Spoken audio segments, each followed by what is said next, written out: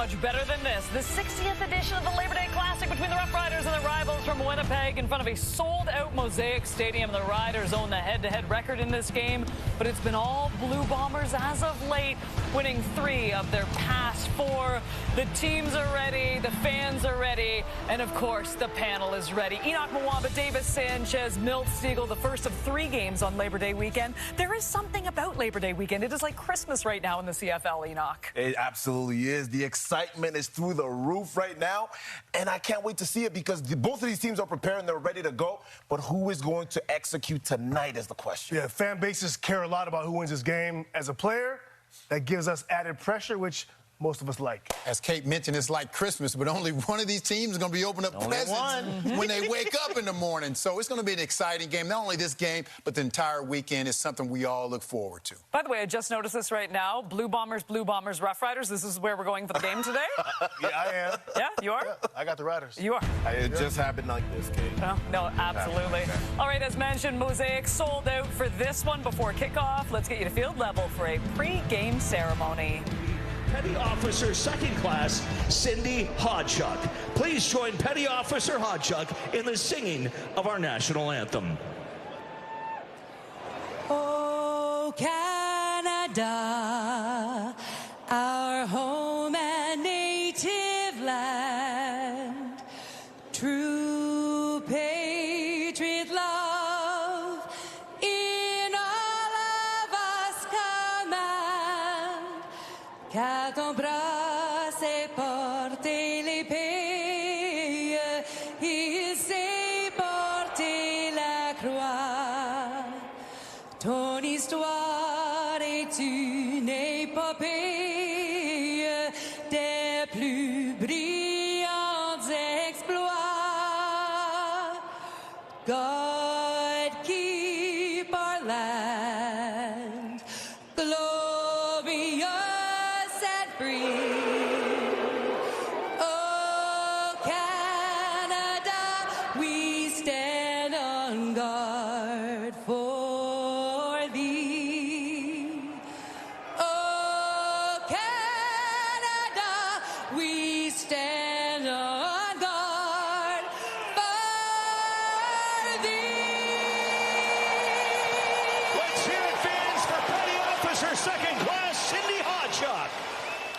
Another chapter ready to be written in the Labor Day Classic between the Blue Bombers and the Rough Riders. Rod Smith and Glenn Suter with the call next. Brian Shuchuk of Prince Albert, Saskatchewan. This is your chance to win big thanks to Save on Foods' $1 Million touchdown to win. If a kickoff is returned for a touchdown, you could win groceries for a year. If 2 kickoffs are returned for touchdowns in this game, you could also win $1 million. Good luck, Brian, and what a day to do it. Let's get you to Mosaic and join Rod Smith and Glenn Suter. Thank you, Kate, and happy holiday weekend, Canada. This has been the scene all week. City Hall in Regina, and proudly displaying that Rider flag. And Bomber fans know how to stir it up, don't they? Friends don't like friends wear green. Yeah, Winnipeg has arrived. It's the 60th Labor Day Classic between the Blue Bombers and the Saskatchewan Roughriders. Glenn Suter, you've been through a few of these as a broadcaster and as a player. You know what it means. And each team is led by 2-star veteran quarterbacks who got their start in the CFL together with the Argos back in 2012. Yeah, 2 veteran quarterbacks in the Classic here tonight for the Winnipeg Blue Bombers. QB1, Zach Collaros is 4-4 as a starter this year, but 7-1 on the Labor Day weekend. Saskatchewan's Trevor Harris, 7-2 on the season, but his record versus the Bombers all time, 4-10. But it's Labor Day weekend. Throw the win-loss records out the window. This game will be physical and intense. It is Corey Mace's second Labor Day Classic with Saskatchewan, losing on the final play here a year ago from Mike O'Shea, a veteran of many Labor Day Classics, both as head coach in Winnipeg and as a player in both Toronto and Hamilton. He knew both sides of that one as well. The Roughriders won the toss, and they have deferred. And so the Blue Bombers will get the ball first. They've won 3 of the last 4 Labor Day Classics. Yeah, baby. With fans fans here treated to another CF-18 flyover to get things started. There's Peyton Logan in his second game in blue and gold, the former Stampeder, finally getting his start last week in Montreal for the kick return. And for Brett Lother to get it underway, Michael Chrysyk back there as well. These games have been close. Something about the Bombers and the Riders on Labor Day. And on the return, it's Logan across the 20, and he's hit hard right at the 25, coming in on special teams. And Zach Collaros will be coming on. A former Roughrider quarterback, by the way, won a Labor Day Classic against Winnipeg in 2018, but he's been quite the story with the Blue Bombers. Well, mentioned the 7-1 record on Labor Day weekend for Zach Collaros. That's the best of any quarterback tied in the CFL's history. And when you look at his record against Saskatchewan, pretty good there too at 13-5. Collaros last week in Montreal, 27-31 for 263, one touchdown pass, no picks. And he's climbing up the charts of the all-time passing leaders as well. Here we go, first down, little play fake. He has time over the middle. It's caught as well as they welcome back Dalton Schoen, who has been out since week 5. He's missed 6 games because of a knee injury. Definitely glad to have their veteran receiver back in the line. Saskatchewan #1. That penalty is declined. First down. That was C.J. Rivas coming on the blitz. He was offside ahead of the jump of the snap count, so the play will stand to get things started for the Bombers. Everyone keying in on the running back situation. Zach goes to the play action, gets Dalton Schoen, who's returning from the injury list for his first game back. Involved early. Because of injuries, he played only 3 games last year, only 4 this year. Game 5 for him, and a first down for Winnipeg across the 45. There's Brady Oliveira, and Malik Carney greets him.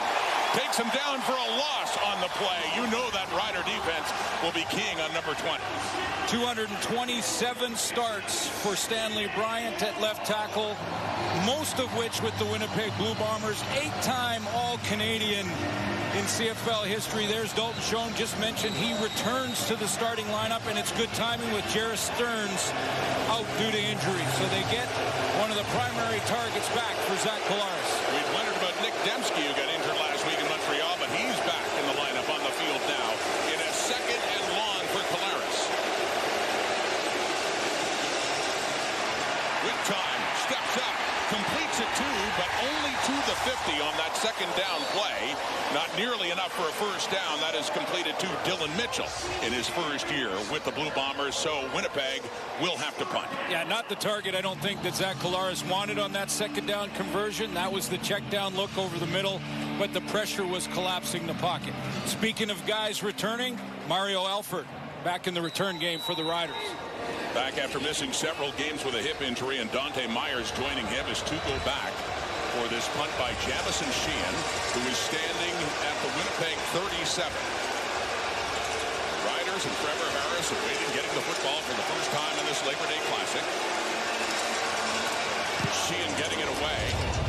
End over end punt coming down for Alford, and right out of bounds too. He touched it just as it was heading out, and a flag comes out for it going out of bounds in the air outside the 15. Advantage Saskatchewan there. Trevor Harris to come on. Another Labor Day Classic.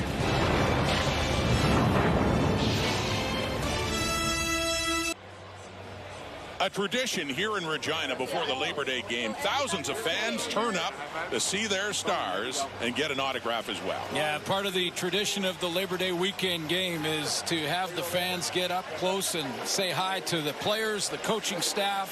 Thousands showed up, and the #1 guy on the list and the longest line was, guess who? The QB, Trevor Harris. Who is number 14th all time and climbing the ladder as well in passing yardage. He hands off to A.J. Ouellette. Big bruising running back, 3rd of the CFL in rushing. Picks up about 5 yards for a second down coming up. 7-2 on the season for Trevor Harris. Missed the 1 game that Jake Mayer went out and played for him as in the #2 spot, but 7-2, coming off the loss to Calgary, and Trevor told us this week that the offense needs to be better than they were in the second half of that game. That was his least productive game so far this season. He's averaging almost 300 yards passing per game. Call it a gain of 4 and a 2nd and 6 for Harris. Looking off to his left, and he completes it 2 and a first down. That is Tommy Neild in his first year with the Roughriders, picking it up as the Sticks move. They get up near the 45. Tommy Neild filling in nicely for Sam Emelis as he's close to coming off the injured list for the Saskatchewan Roughriders. But in the meantime, Tommy Neild, the veteran, 5 years in the Canadian Football League, has chipped in a big way. Had a couple of touchdown catches since being activated, and had 4 for 35 last week at McMahon Stadium in Calgary. Up to the 44 and a 2nd down, or first down, I should say, for the Riders. Back to 11. His 2nd carry as he picks up 2-3 more. Michael Griffin in on the tackle along with Kyrie Wilson. Well, we showed you Stanley Bryant in the intros of the Winnipeg Blue Bombers offense. How about his former teammate Jamarcus Hardrick? Again, another well-decorated offensive lineman and former All-Star. First Labor Day game as a Rider in 2015. More on that as the game goes on. Keyshawn Johnson back-to-back 100-yard games for Saskatchewan. And because Hardrick was injured last year, couldn't face his old teammates, his first time against the Winnipeg Blue Bombers, where he played for so many years. 2nd down now. Harris, little pump fake with time, getting chased now by James Vaughters. And Cam Lawson, and eventually throws it away on that 2nd down play. And so 3rd coming up, and that's it for this drive for Saskatchewan, as Joe Couch will come on to kick it away. Well, that's a play by the secondary for the Bombers. I mean, they made that play because Trevor Harris had tons of time initially standing in the pocket, going through his progressions, didn't see anything he liked, didn't see an open receiver, and decided to just throw that out of bounds. Joe Couch back at his 34. It's Trey Vavel emerging as really good returner for Winnipeg this year. A couple of returns, 4 touchdowns in a game against Toronto back in week 9. Their high end over end punt and sailing out of bounds in the air. And was it inside the 15? No, it looks like this will be a flag indeed around the 20. See, both of these punters are aware of the return possibility. Worried about Mario Alford, worried about Vavel, and hey, worried about Mike O'Shea. Didn't have the catch of the Heron pass. We'll be back.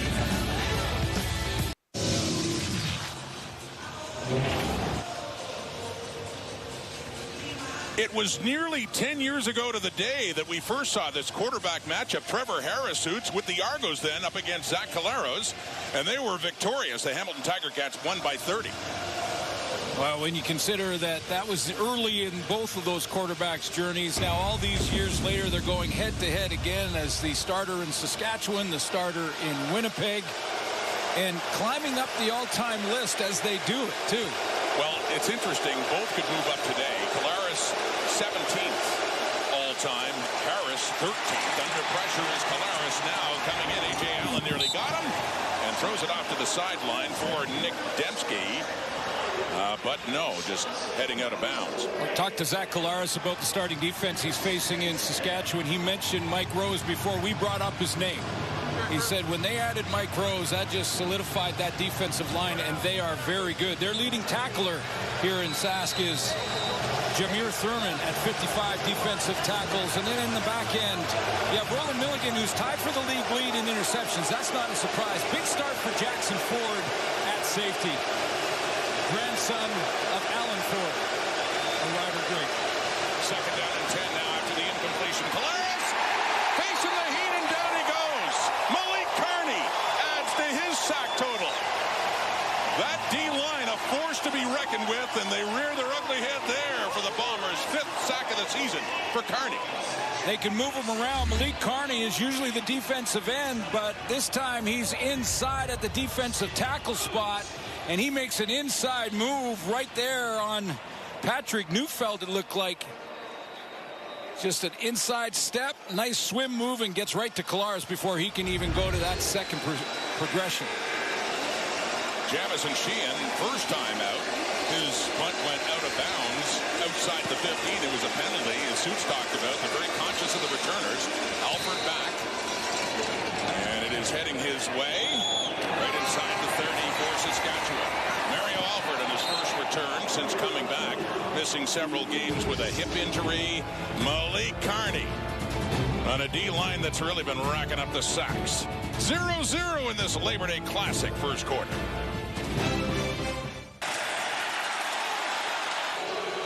Here comes the rush. Glenn over the middle. Stiegel has it! Oh my goodness, what a catch! Touchdown, Winnipeg! That is incredible. That was spectacular. That got style points. Oh, the incomparable Milt Stiegel with more touchdowns in the Labor Day Classic than anyone in history. And this the 60th Labor Day Classic between these two teams. Yeah, and Milt, that was all my idea, so you could make the check out to, no, I'm kidding, of course. But, yeah, you know what happens in the Labor Day Classic?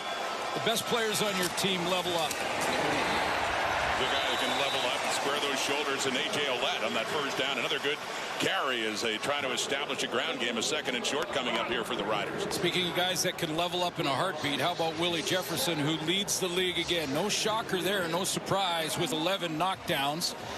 Michael Griffin will start at that cover linebacker for Retta Cramdy in the linebacking core. And back in the back end, Evan Holm is tied with Milligan to lead the league in interceptions. They start Cam Allen at safety. 8-7 by Ouellette. 2nd and 3 Riders. Second possession. Scoreless tie early. Throwing. Knocked away. Hands get up. You talked about Willie Jefferson, a different player this time. Reaching up, it's the weak side linebacker Kyrie Wilson who knocks it away and forces a third down. Remember the big plays in the Grey Cups for Kyrie Wilson? I mean, you think back to the 2 championship games for this player in 2019, 2021, back-to-back games. He made big plays in those games, nearing the end of them, to get the wins for Winnipeg. So Trey Babel is back again. Second punt of the day for Joe Couch. Babel from the 20. Breaks through, up the middle, found something there across the 35 before the Riders on special teams push him back. You heard Milt Stiegel and what he's done. Yeah, there's what you mentioned, the total touchdowns on Labor Day in the Classics, and no one has more in the history of the league than our buddy Milt. Looks pretty sweet in that picture too, doesn't he? Tuck the ball under your arm, though, Milt. You gotta put that ball away. Some safety's gonna come downhill. Milton likes his style points too. Oh, you got. He'll be pleased with that little graphic selection there. A couple of hands on the ball down the end zone line. No one's found it yet. Halfway through the first quarter, 0-0. Third possession, Winnipeg now. Crowd picking up. Claris throwing to his right. It's caught by Kevin Clarcias.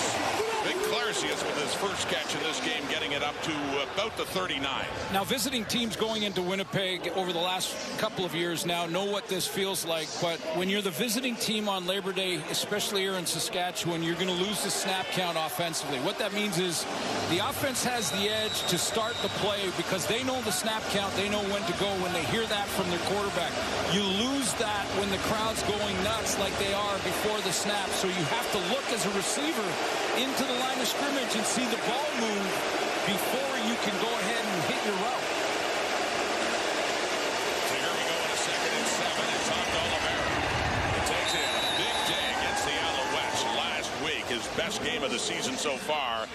That one, though, not quite enough for a first down as the punting unit will come on again. Now, that's what will happen in the Banjo Bowl down the road here in the next game in Winnipeg for the Riders, and they'll have to deal with it. But Zach will motion with his hands to start the pre-snap motion, and then the rest of the players, including the tackles on the offensive line, will have to look in at the ball, not at the player that they're going to block.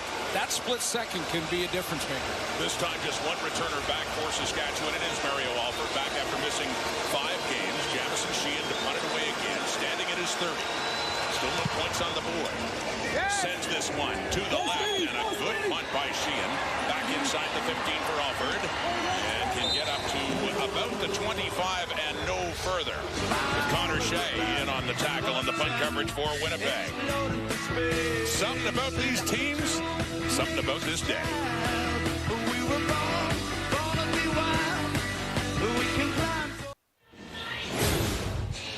years, they were bookend tackles on the Bomber offensive line. Jamarcus Hardrick, as mentioned, facing his old team and his old friend for the first time. Let's head down to Britt Dort.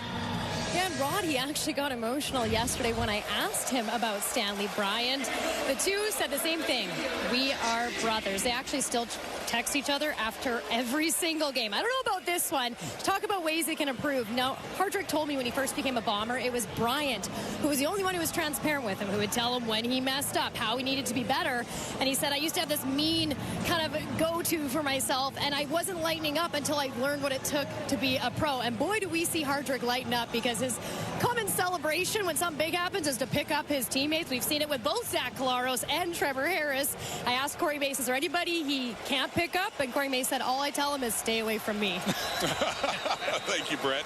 Hardrick was, as the Bombers said, the juice, the energy of the Winnipeg team when he was there. Now against them with the Riders now, and handing off to A.J. Ouellette again. Another carry for Ouellette as he gets that up to about the 29. So for Jamarcus Hardrick, as Britt just mentioned, Stanley Bryant is like big brother, but also a family member is Willie Jefferson, a guy that was there when his kids were born, has been a great teammate and family friend. Like, they consider each other family.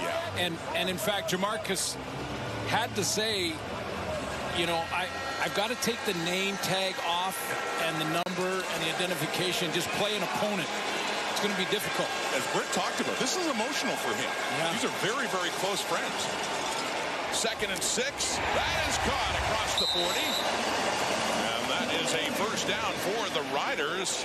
That's Keyshawn Johnson with his first catch. Yeah, Keyshawn Johnson, as I mentioned in the intros, has been very active, over 100 yards in back-to-back games, including that loss to Calgary last week. And Jamarcus Hardrick not facing his old buddy Willie Jefferson this time, but doing his job, shutting down any rush off the edge from Vaughers. And with that, he's over 800 yards receiving this season, too. The Riders' leading receiver in yardage. Harris quickly again to the right, and right back to Johnson.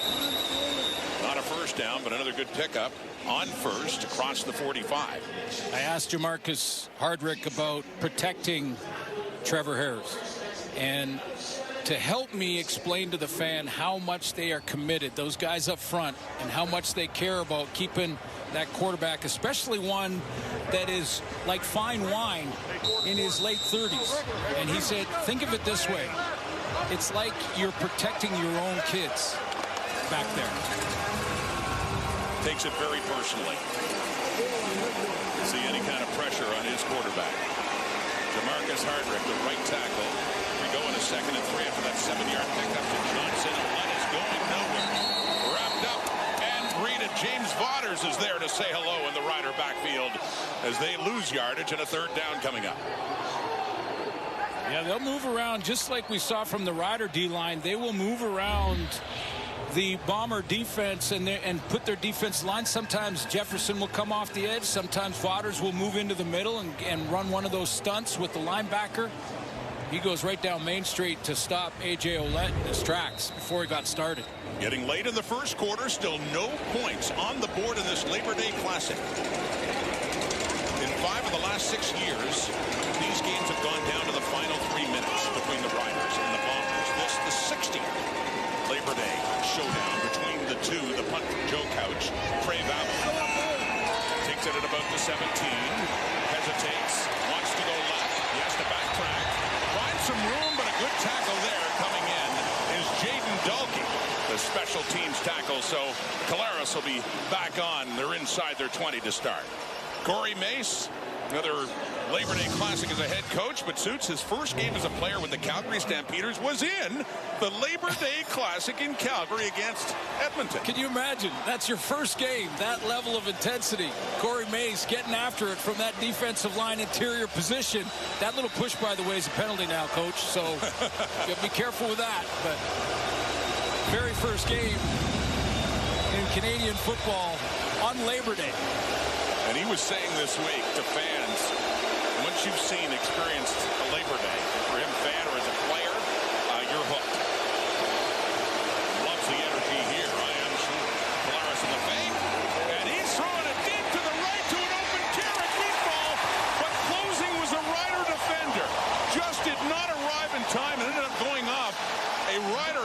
Tavon Campbell was in there with Roland Milligan and just couldn't get it there in time because Wheatfall was open. Well, this is Tavon Campbell's superpower because Zach Collaros has an open receiver deep. And he wants to go over the top here, and it looks like he has a guy. You can see wide open on the outside is Wheatfall, but Tavon Campbell's superpower is his ability to close. He can make up 5 to 10 yards in a blink, and he did it on that play to get the knockdown. Brilliant with his right hand, not his helmet. Great play there by Campbell closing to break that one up. Second down, Collaros. Deeper route again, and this time it is complete. Nick Dembski, who now has a catch in 82 straight games, the active leader in the CFL, and that's a big first down for Winnipeg. Yeah, it is, and the safety, Jackson Ford, stumbles on it, but we talked to Zach Collaros about his #1 target, and Nick Dembski to the right of your screen going right down that seam, and this is what he said. He's our best player. Yeah. He said Nick Dembski is our best football player. Didn't even hesitate about it. Didn't hesitate and said he's our MVP on offense and he's our best player. Well, he had 4 catches for 25 yards only before getting hurt in Montreal, and one was a touchdown to help them in that victory over the Alouettes. Glad to see that he's able to play the Bombers are in this big Labor Day game. So here comes Winnipeg. Another deep shot to the right. Clarcius, Kenny Lawler style, got turned around and comes down with the football inside the Rider 10. Emperor Clarcius comes through on the deep ball, and it was a Lawler-like catch. I mean, laying out, going backwards. Collaros gives him a chance. He's well covered down there by Marcus Sayles, but he says, I trust my big, tall, wide receiver. He goes up and brings it down. What a catch. What if he learned a thing or two from his old teammate? I'm sure they he were did. Together for a couple of years. Kevin's Clarcius with the catch. And that gets them down to a 1st and goal. Winnipeg, shovel pass. Oliver Dembski at the 5. Nick Dembski, taking that one. Coming inside and gets it down just within the 5-yard line. To put a little exclamation mark on the end of the first quarter. Still no points, but Winnipeg is threatening. What a catch by Clarcius. Kevin's Clarcius in his 2nd year at a Yukon. The Montreal native. Biggest play for the Bombers on offense so far in this game. Has them in business as the 2nd quarter of the Labor Day Classic is about to begin. Through 1 quarter of the 60th Labor Day Classic between the Bombers and Riders, we still don't have a point, although that big play to set up Winnipeg has them very close to start the 2nd. Weird, Rod, how jacked I am, and we haven't seen a point scored yet in this game, but, you know, both teams, it's a different game in the regular season like we've talked about in this first quarter and in the pregame show, but both the teams have sort of strayed away from their regular game plan. Both these teams offensively like to start out by establishing the run, and we haven't seen a lot of Brady Oliveira yet or A.J. Ouellette. He's got a couple of touches in this first quarter, but teams like to establish that run game. Well, the 2nd quarter begins with a 2nd down and goal at the 5. And you're right, no points, but the energy in this stadium with the sellout crowd at Mosaic. Winnipeg and Chris Streveler's in at quarterback now in the 2nd and goal play. Trying to diffuse some of that crowd now and get the first points on the board. Streveler at QB. Standing under center. Handing off Oliveira. Touchdown Winnipeg. Now we have some points. And it's the visitors who get it started. Well, the strategy by bringing in Chris Streveler is to bring in and run sort of a veer-style run-oriented offense. They've got the fullback and Michael Chris Ike in there and Brady Oliveira, so you've got some extra blocking. You can either go with that type of play, straight handoff off the left side if you're Winnipeg, or you can pull it and you have big Chris Streveler running around the edge as a running quarterback. So different strategy down there inside the 10, but it worked. Second quarter begins with a Winnipeg touchdown at the point after from Sergio Castillo. So the Bombers, who've won 3 of the last 4 Labor Day Classics, take the initiative in this one in a 5-play, 92-yard drive. Get in the big extra offensive line in there, and Tui Ellie, and good kick-out block. Brady Oliveira punches it in, but Zach Collaros was slinging it deep in this drive. I mean, he goes down the seam to Dembski. A little bit of a stumble there from Jackson Ford. Couldn't get to that seam rod. The great Clercius catch on the sideline with coverage all over him. Add in that little fly sweep there to Dembski and then finish it with the run. The run in by Brady Oliveira now is 3 on the season after a slow start in terms of scoring touchdowns. Said coming off his best game against the Alouettes in Montreal. And you talked about him slinging deep. Then before that, there was the attempt at Wheatfall, who was open for a moment before Tavon Campbell broke up that play. He's been throwing it downfield. Well, that's what a veteran quarterback will do. I mean, just because one got knocked down doesn't mean he's not going to trust his receivers to make the big catch, and Kevin's Clercius comes through. And with that drive, Collaros is now 15th all-time in passing yardage. He passed both Michael Riley and Dieter Brock, once a great quarterback for the Winnipeg Blue Bombers, to move up 2 notches, standing behind Trevor Harris, who's trying to pass Kent Austin today. Here's Mary Alford on the return. First game back in a while, and a good return. So he gets that one up across the 35, close to the 40. Here's what you were talking about in the all-time list for Zach Collaros, who passes Michael Riley. Holding Saskatchewan number 28. 10-yard penalty.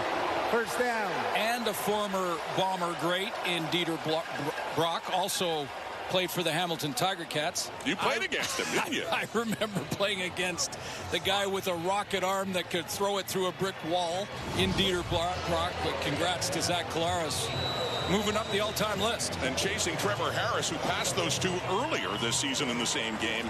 As mentioned, Harris came in 187 yards shy of Kent Austin, former great quarterback here in Saskatchewan, for 13th in the all-time list. We'll keep tabs on that as well.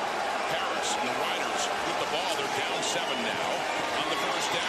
Ball comes out. Bombers have it.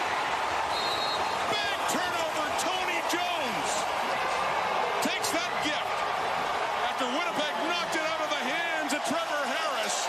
And Winnipeg in business again with the touchdown lead, looking for more.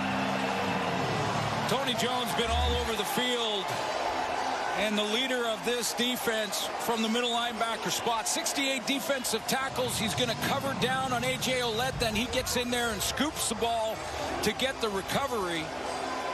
See who, big push up front and a power rush. Is that Cam Lawson with the big push? And the bull rush on Jamarcus Hardrick right into the lap of Trevor Harris. Fumble comes out. Don't think the arm was going forward. Doesn't look like it was. They rule it's a fumble. On the ball. Strebler back in at quarterback now. This time a 1st and goal at the 5.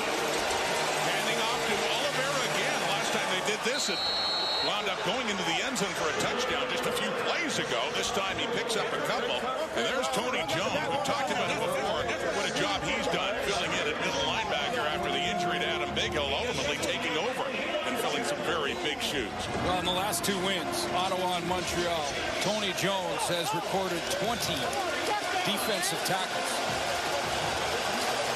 It's a big fumble recovery and a chance to go up 2 possessions early in this classic. Down to the 3, 2nd and goal. Looking to really break open the lead now, the Winnipeg Blue Bombers. Out of shotgun. Keeping it. Strebler can't get there. They got him wrapped up. He might have got a yard, and that's it. Fake the handoff to Oliveira, and Strebler tried to take it in himself, and instead is denied with a 3rd and goal coming up. That was a great play by Jameer Thurman. These middle linebackers stepping up when they have to on this 2nd down play. He plays to Brady Oliveira first and then gets back outside to help out on the tackle on Strebler. So he takes the fullback's block, hustles over, and with Malik Carney, gets the stop. And Mike O'Shea taking no chances on this 3rd and goal. Sergio Castillo in the field goal unit has come on. They want the points. They want a 2-score game here in this Labor Day Classic and not give the Rider defense a chance for a big momentum swing and a goal line stand. So Castillo, 28 of 31, over 90%, and a short one for him. Known for his long field goal kicks, has a short one to put 3 more on the board. 3 off the turnover. 10-0. Bombers lead.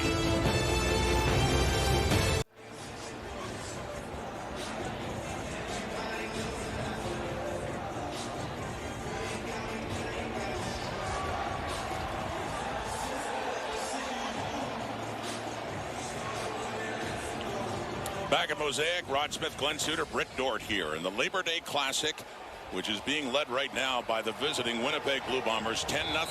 The field goal by Castillo after the fumble by Trevor Harris, setting up a 1st and goal for the Bombers. Harris back in there now, swinging it off to the left.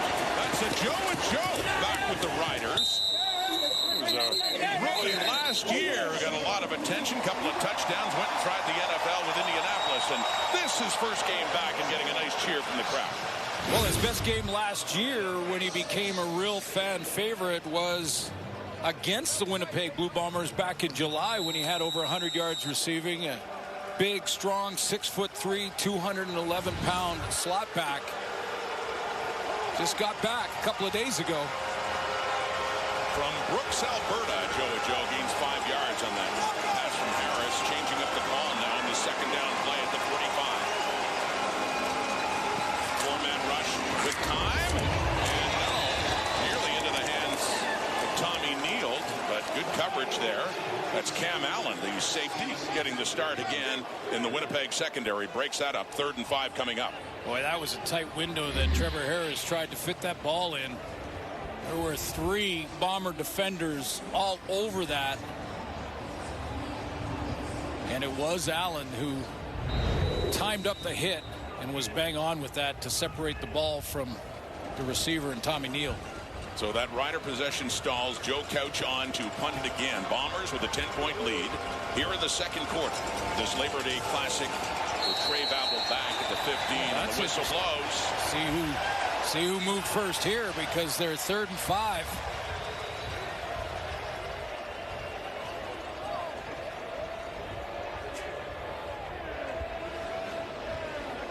They can. Now, I'm not sure if they're doing it right at this minute, but they can get help from the replay center on this.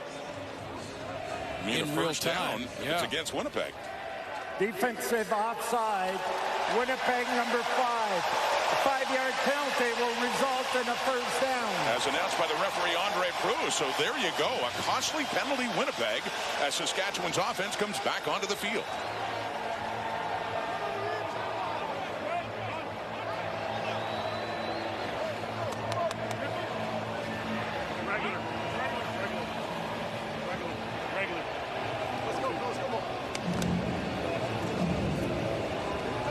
From head coach Michael O'Shea about game situations. 3rd and 5. Be a second late is better than trying to anticipate the snap count. Trevor Harris 4 for 7 for 33 yards. That's it here in the 2nd quarter. And handing off, trying to get A.J. Ouellette going again as he pushes his way up to just across the 52. You know, I'm looking at Dante Myers now taking a page. I think the Riders offense and Trevor Harris need to take a page out of Zach Collaros' book and maybe push the ball deep a couple of times just to loosen things up here, whether they complete it or not. And Dante Myers has been their guy in that regard. 8 big explosives on the season, which is in the top 5 in the league. So he can get over top of the defense in a hurry, and maybe just throwing a couple up to him loosen things up. Myers, their biggest play receiver. Keyshawn Johnson, too. Yep. Who can make some big catches, and he has the biggest catch so far of 12 yards. That's it for this Rider offense so far in this one. Over 10 minutes to go. It is Tanner Schmeckel, defensive lineman for the Blue Bombers, who is the injured player, getting some attention down in the field here at Mosaic.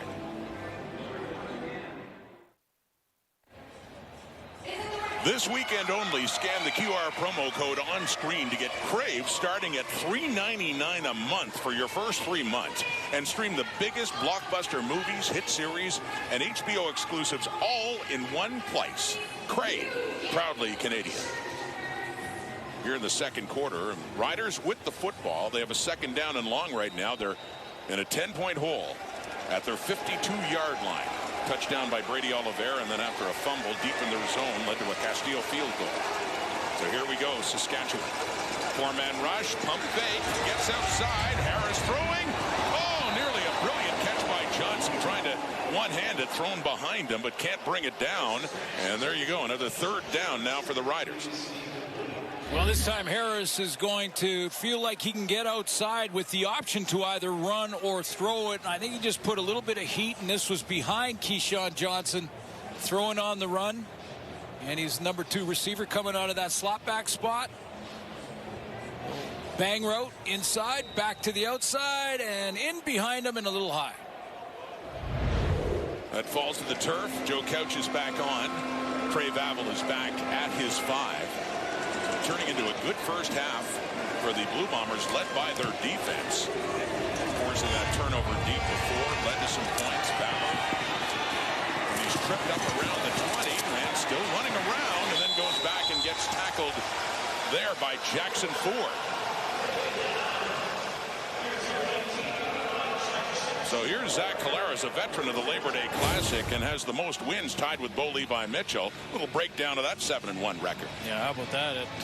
Now, you know, what's weird about that is, to me, is that now 66.9 completion percentage, that's low compared to what the by today's standards. By today's standards, the quarterbacks are like well over 70 now all of a sudden. But, yeah, great numbers. Of course, the win-loss record's what matters most.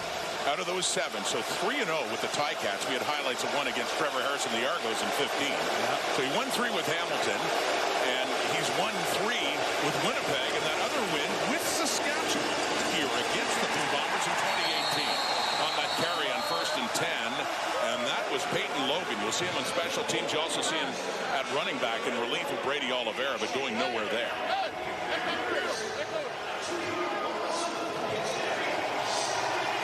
Well, this is the opportunity for the Riders to give their offense a chance on this second and long.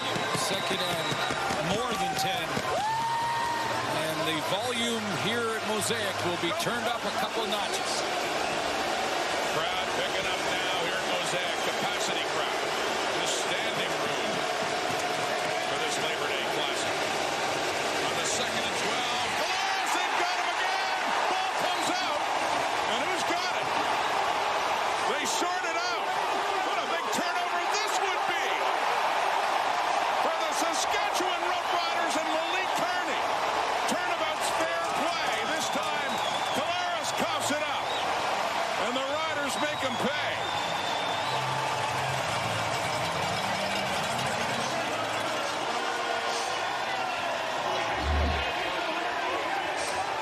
Malik Kearney, the second time they've moved him into that defensive tackle spot, and again he is going out and around. This time it's Gabe Wallace. Great swim move to get to Zach Collaros before he has a chance to even set his feet and throw this one.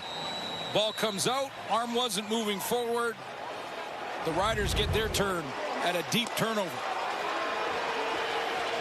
He already added to his sack total earlier. They're inside the 10. It's a 1st and goal now. What can the Riders do with it? Looking for their first points of this Labor Day Classic. Harris to left, cuts it back into the end zone. Uncontested. Touchdown, Saskatchewan.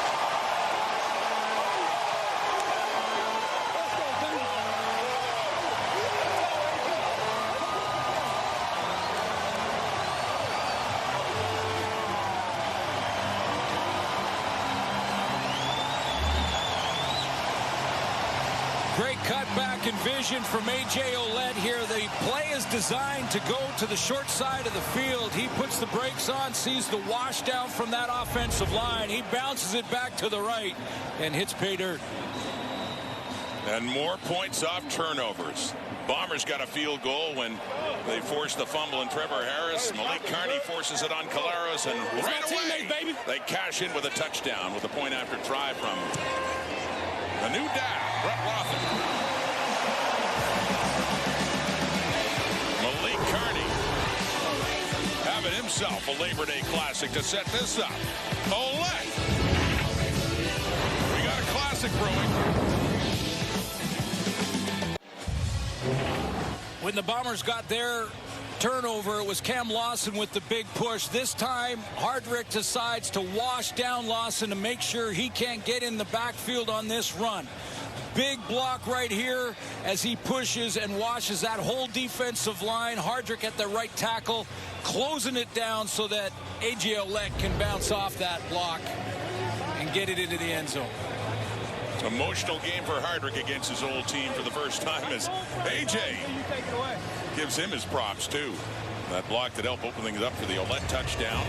Now a 10-7 game. Bait Logan on this kick return across the 20 to the 30. Logan gets across the 35 with a flag coming out on that return. Let's head back to Britt Dort.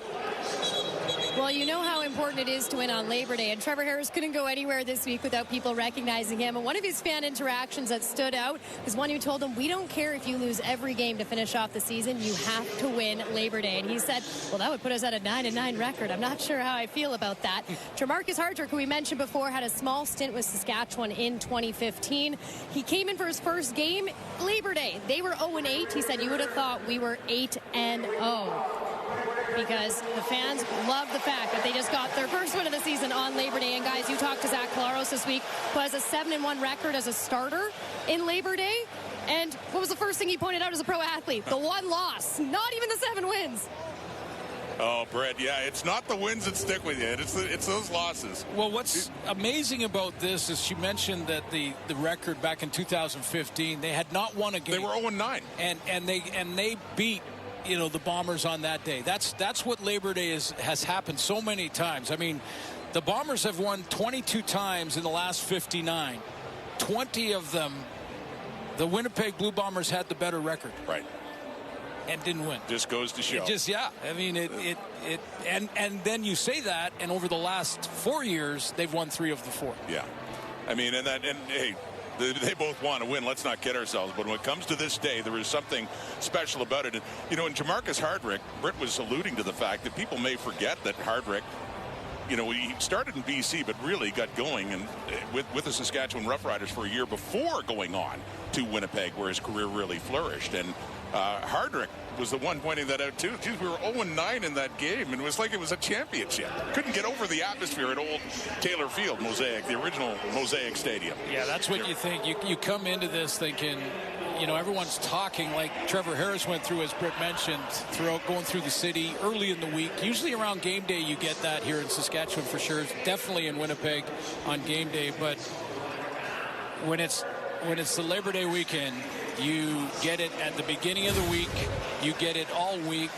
And that's what the fans are saying. They're, you know, and Hardrick is telling us, they're telling me that I only have to win one game as a Rider, and it's this one. And I'm not sure what that means. And then he played in it. Yeah. And he went, oh, I get it. They figured it out then. Yeah. Why it matters so much. A penalty on the return against Winnipeg. And that return by Logan pushes him back to the 18 now.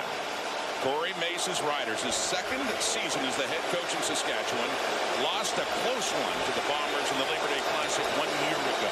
First down, and off to Dembski. And a catch earlier to extend his streak, and he pushes his way through against Devon Campbell there to pick up at least 5 more yards, set up this second down here for Winnipeg. You know, a lot of people have said about Nick Dembski that the reason that Zach Collaros loves him so much, the reason we talk about him as one of the best players in the league is because of how much he can do, the different things he can do. He's like that Swiss Army knife we hear all the time. But it's more than that for number 10. He does it so well. That's why he's the greatest, one of the great players in the league. No question, and they give him 7 yards on that before he finally went out of bounds. So we got a 2nd and 3 coming up after the 7 more for Dembski. Handing off Oliveira, first down and more, spinning and up across the 35. Winnipeg with a 3-point lead halfway through this second quarter on the move. Patrick Neufeld, right side of the offensive line, right at that guard spot.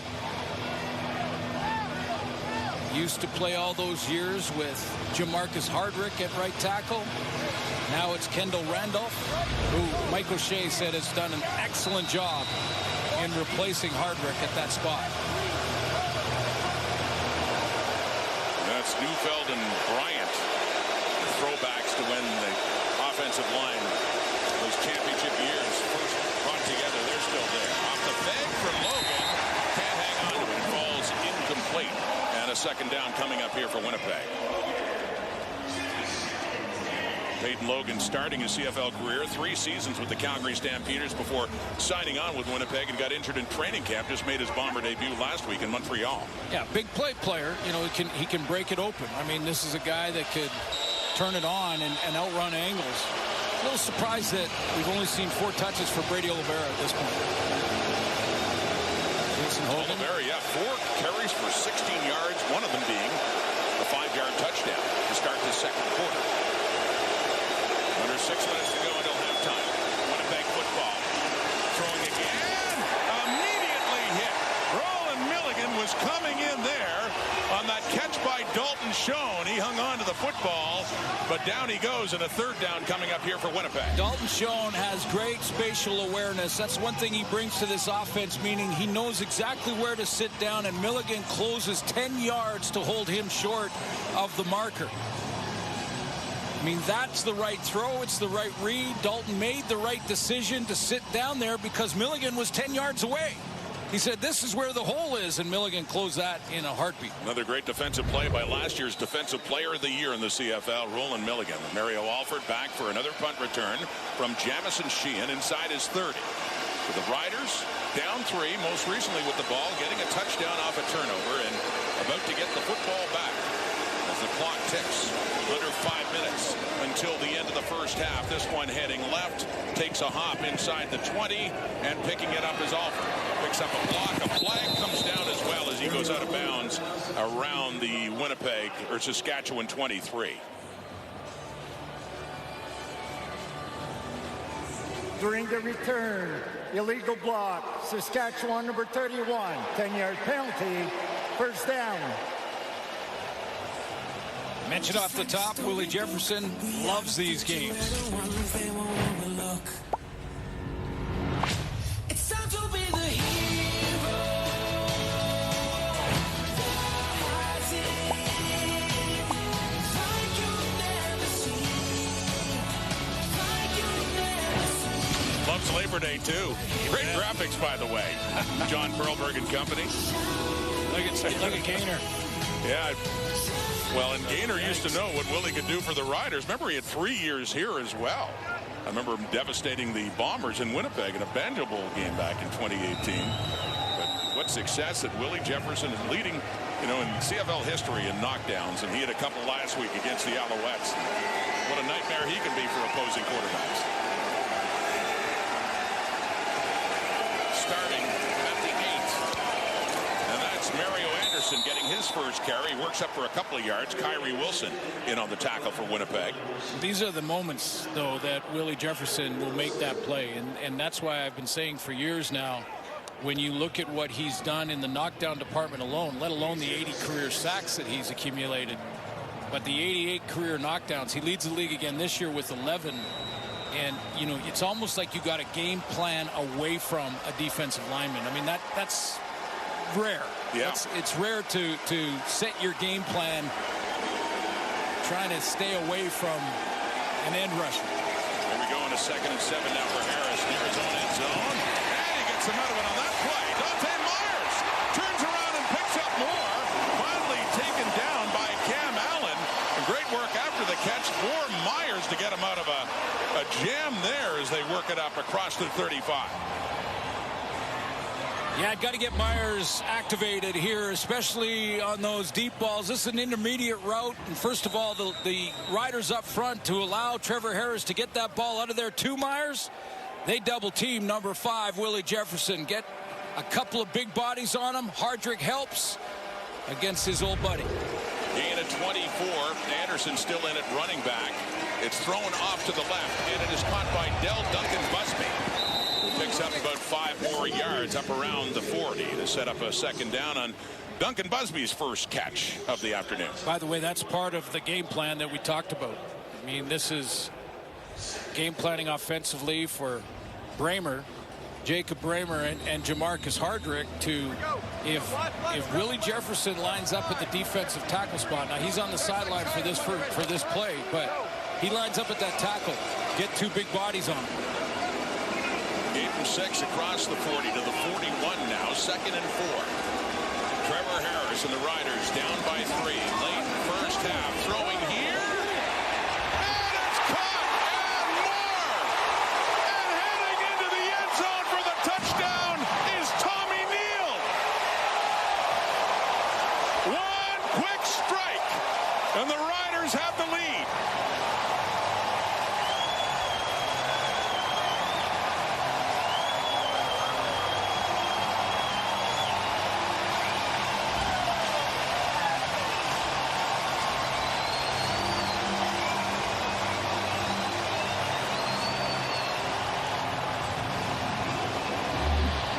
Great timing on the throw, and Tommy Neal is going to, against a zone look on defense, is going to turn it into a man-to-man with a little inside cut that freezes Cam Allen, the safety. That allows 83 to get in behind him, and Trevor Harris hits him in stride.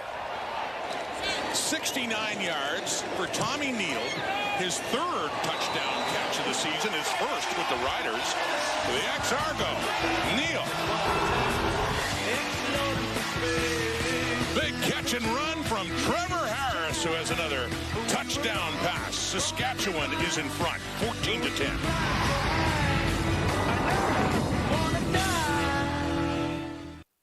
It was all Blue Bombers to start, but now the Roughriders have come all the way back. I wonder what happens next. Well, the great Nostradamus knows what happens next. What do you know, Chiz?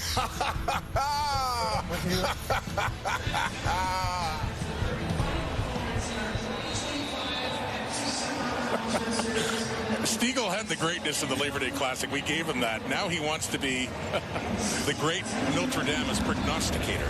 What will happen? Kate producing the panel, I tell you that. I got some thoughts on this one. Winnipeg, they were up 10. Now they're down 4. It's Peyton Logan. And a good tackle. Malik Straker coming in on special teams to take him down.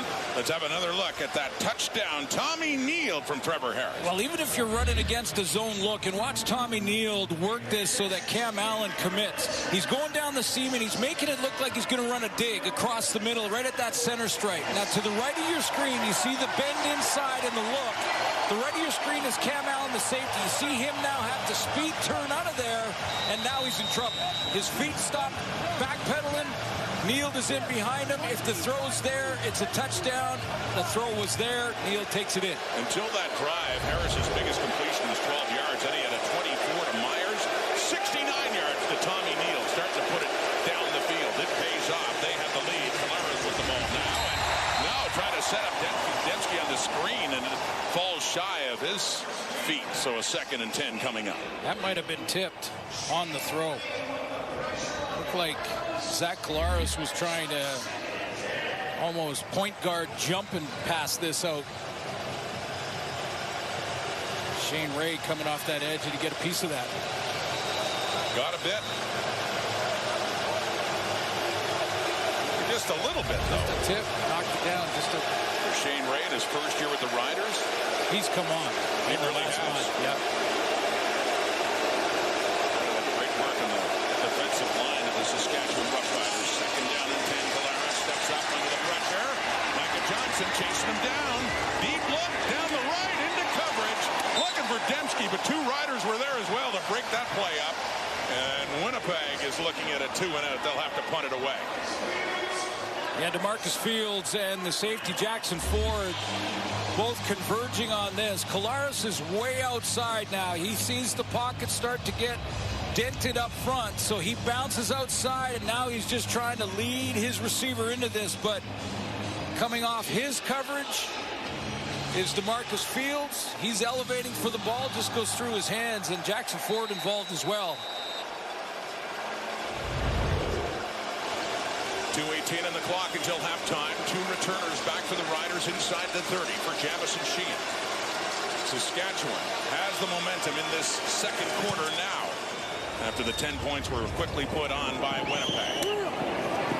Alford with it, backtracks, good coverage. Michael Griffin coming in and making sure he gets only a yard or two back inside the 30, where Harris and the Riders will come on to scrimmage again after their most successful possession. 7 of 11. 132 yards, a couple deeper throws. That one to Tommy Neal, obviously, but also the earlier throw to Deontay Myers. Deontay Myers on that dig route kind of loosened things up a little bit for Trevor Harris. 1st and 10, the Riders 27 in the 60th Labor Day Classic. Back in the hands of A.J. Ouellette. He cuts it back left. Ouellette, who had a touchdown earlier, the Rider TD, and it's Javian Woodby on the tackle for Winnipeg. Yeah, you knew that both these offenses would eventually get to their running backs. A.J. Ouellette, and for the Bombers, of course, Brady Oliveira. It's Mark Mueller, offensive coordinator for the Saskatchewan Roughriders. The other part when you start a game like this, though, when everyone's talking about containing the run and stopping the run, is to go play action early. Empty backfield. Harris to Myers again. Well, ball comes out. Gobble is right there to greet him. And it's a 3rd down coming up on that incompletion. So a drop for Myers, and just like that, Saskatchewan will have to punt it back.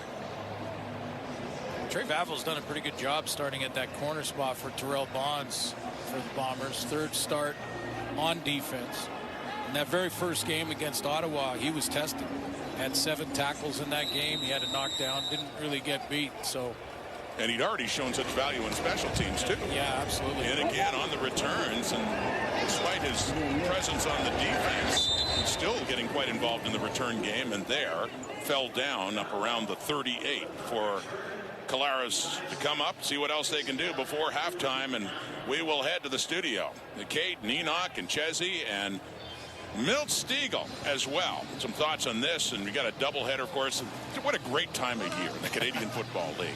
You got this rivalry, and then you have the Argos Ticats tomorrow, and you've got the Elks, who are really coming on, against the Calgary Stampeders, who, by the way, here the Stamps in second place.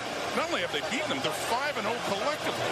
3-0 against Winnipeg, 2-0 against Saskatchewan. The only 2 losses for the Riders have been to the Stampeders. And they got a guy named Adam Bighill for the Stampeders tomorrow, of course. Legend for Winnipeg. Several seasons thrown off to Oliveira right at the 39. Not much there. Well, you know, when you think about this weekend, you know what comes to mind for me in the bigger picture? This is what is possible in our country with this game. You got 9 home games. You've got this one that's so intense. So great tradition. The energy here, and I have never personally been to a Banjo Bowl, and I get to go do the rematch next week. I love it. I'm looking forward to that as well, but it is hard to match the intensity, the vibe you're getting here. In this sea of green, there is some blue sprinkled in as well. A lot of Bomber fans traveling well. Great passion. That's a high point catch. And a good one there for Dylan Mitchell up right at midfield, still with 1:23 to go until halftime. Yeah, Dylan Mitchell is going to move the chains and give the Bombers a chance to put some more points on the board before halftime. Really nice catch to go up and get it. As far as those Bombers that are traveling, I talked to someone in the hotel, a Bomber fan covered in blue, said that there were like 10 buses or something. And here's a little hint. If you're in Labor Day in Saskatchewan, don't get a hotel room beside the ice machine. Sound advice. Always, especially in these circumstances. There's Dalton Schoen in his first game back since back in early July. Missing several games with a knee injury, and a welcome addition to that Bomber offense on the catch. Not sure why the ice machine is so popular. Just can't figure it out. It's just weird. Well, I believe Milt told me they used to, because they didn't want Rider fans to find out where the Bombers were staying, they used to stay in Moose Jaw, didn't they? Yeah. Not getting close to Regina because fans found out the night before the game and make sure they didn't sleep for the Labor Day Classic. 2nd and 6. Clara's quickly out. Caught by Mitchell again right around the first down marker. Fields right there with him to take him down. See where they spot the football now. Well, they're almost in field goal range based on Sergio Castillo's performances this year. And his range this year, very little, if any, wind in Mosaic tonight. Beautiful, calm night here in Saskatchewan. So they're basically in field goal range now. He's made a 63-yarder this year. Did that in Calgary. He's had a couple of 60s before. In fact, beyond 50 yards, he's 6 of 7. Yeah. And his only miss against Ottawa in Winnipeg was a 57-yard try that ended up being returned for a touchdown, but still, Castillo is about as money as you can get from outside the 50-yard line, but we're not thinking about that quite yet. We got 59 seconds still, as signaled by Andre Proulx. It is indeed a first down secured by Dylan Mitchell. No, absolutely not thinking about that yet. They've still got 59 seconds. I mean, there's time to run 4, 5, maybe 6 plays, but that checks the first box. Are we in field goal range yet? Because that's now, can change the play calling. It's like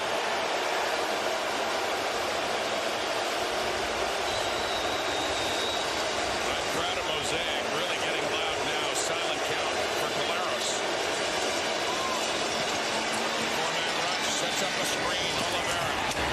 Oh, he takes a hit. Jameer Thurman really got him, but credit Oliveira to spin off that and pick up a few more yards, get it down closer to the 35. First of all, I love the call from Jason Hogan to go screen, knowing he's going to get some pressure in a big way from the Rider front 7. He's going to get some pressure, so he goes up. Silent count.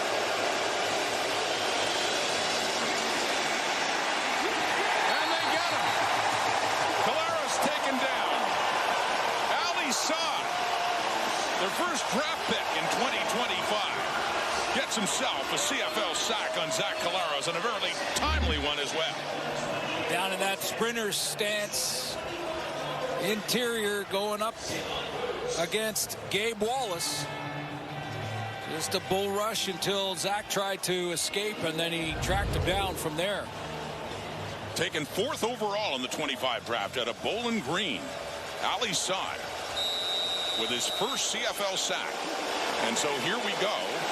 Back at the 50, the ball will be put down by Jamison Sheehan. A 50-yard try. 2 returners are back, including Mario Alpha. Dante Myers the other one. To get closer. Late in the half, it's heading right. It is wide. Rare miss Castillo, and Myers breaks it out, and Tanner Cadwalader picked him up and threw him back into the end zone.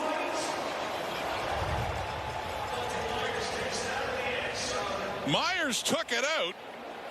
Cadwalader lifted him and put him back in. Tanner Cadwalader, one of the best special teams players in a long time with the Bombers. A Cal Murphy Heart of a Legend award winner last year for his work on the special teams, because Myers may have had something if he got outside and around and got down to the sideline on that side of the field. You see big Cam Lawson there. He gets around this tackle. Now, they're going to put it on the 2-yard line and give him forward progress. The fact that he lands in the end zone. So they did put it down. No safety awarded there, despite that play by Cadwalader to say to Myers, take a seat, after he brings it out of the end zone. 10 special teams tackles this year. That was a big one. Won't allow any last few seconds before the half excitement here at Mosaic for the Riders. And so that's it. Taking a knee. Trevor Harris, what an interesting first half. Took a while to get going. Then the points came. The first 10 for Winnipeg, and the next 14, for Saskatchewan, responding after being in a 10-point hole to get the next 14 points and a 4-point lead.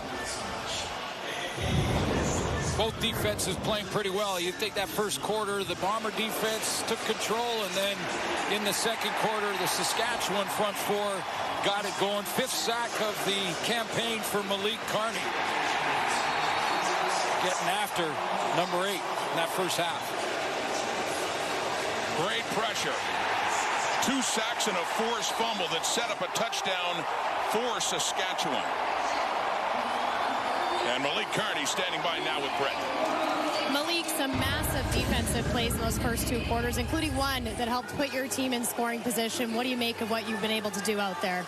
It's not me, it's the team. You know, we all rush together.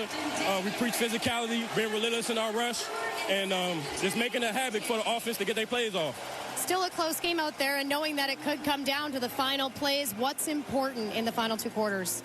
Just being us. Just continue to be who we are. Just making turnovers, making it hard for the offense to do what they got to do, and again, just being who we are. Thanks so much, Malik. All right, thanks. All right, Kate, we'll send it off to you and the panel. All right, Britt, we've got ourselves a football game, 4-point game to be exact. Back alongside Enoch Mwamba, Davis Sanchez, Milt Stegall, and Malik Carney may not want to talk about himself. He wants to talk about his team. So guess what we're going to do? We're going to talk about him individually. Why not? Malik Carney, 2 sacks, 3 tackles, 1 forced fumble already in this game. And Milt, when the Bombers were up by 10, it was the Saskatchewan defense that turned things around. And it started with that man, Malik Carney. He has been fantastic tonight. Yeah, and before I mention Malik Carney, I'll mention his other teammates, that defensive line coming into this game, maybe the best defensive line in the CFL. I think they had, 17, 18 sacks. You talk about Rhodes, you talk about Johnson, you talk about Ray, and let's talk about Carney and what he's done in his first half. He's wrecked shop. As Kate mentioned, 2 sacks, forced fumble.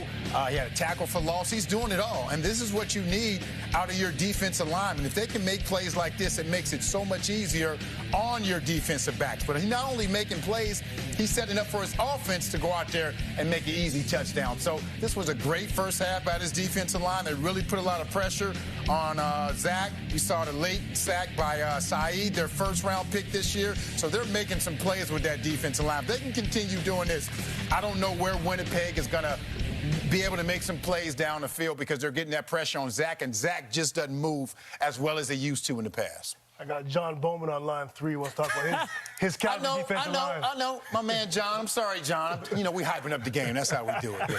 But Carney's doing an amazing job, and you can see the confidence that the defensive coordinators, the play callers are having with him because they're just isolating him with the guards. One time it was Neufeld, the other time it was Wallace. They're saying, hey, go ahead and eat, and he is doing just that. Same thing that Calgary did last week to Sask. Got their edge guys lined up against guards and worked them. You see that was a huge mismatch. But look at Sask offensively and what Winnipeg is doing to the Riders right now. It's strictly a numbers game. They're rushing 4 and sometimes 3, and they're still able to get some pressure on Trevor. And look at the numbers. If you're rushing 4, guys, that's 8 people dropping. So you look at the windows, and when then Trevor's dropped back, there's Blue Bomber jerseys everywhere. Trevor never misses that throw. I mean, you saw some misses. Trevor just didn't seem on early in this game. There's a 3-man rush right there, and they're getting pressure with 3. Again, you saw the bull rush getting pressure with 3 up there. Rushing 3 or rushing 4, that's 8 people dropping, and they only get 5 people on the route. It's simple math. On this play right here, they kept the back end to block. They had more in for protection than the Riders were bringing. They were able to get the ball down the field, so that was key. If Trevor has time and is comfortable, which he hasn't felt like he's been comfortable thus far, I think they can have success against this secondary. But they've done a great job, Jordan Younger has, getting tons of people in the windows, fogging up the picture for Trevor, and then getting pressure. And you know what? The same thing can be said for Zach Collaros in this game, too. I mean, there's moments where he's looked really good, but then they are getting a lot of heat on him as well. The 1 touchdown drive, though, and all of a sudden he's got 172 yards in this game, but he underthrows the ball, and then all of a sudden he goes straight back to the deep ball. 2 throws, and then Claire CS ends up getting the touchdown.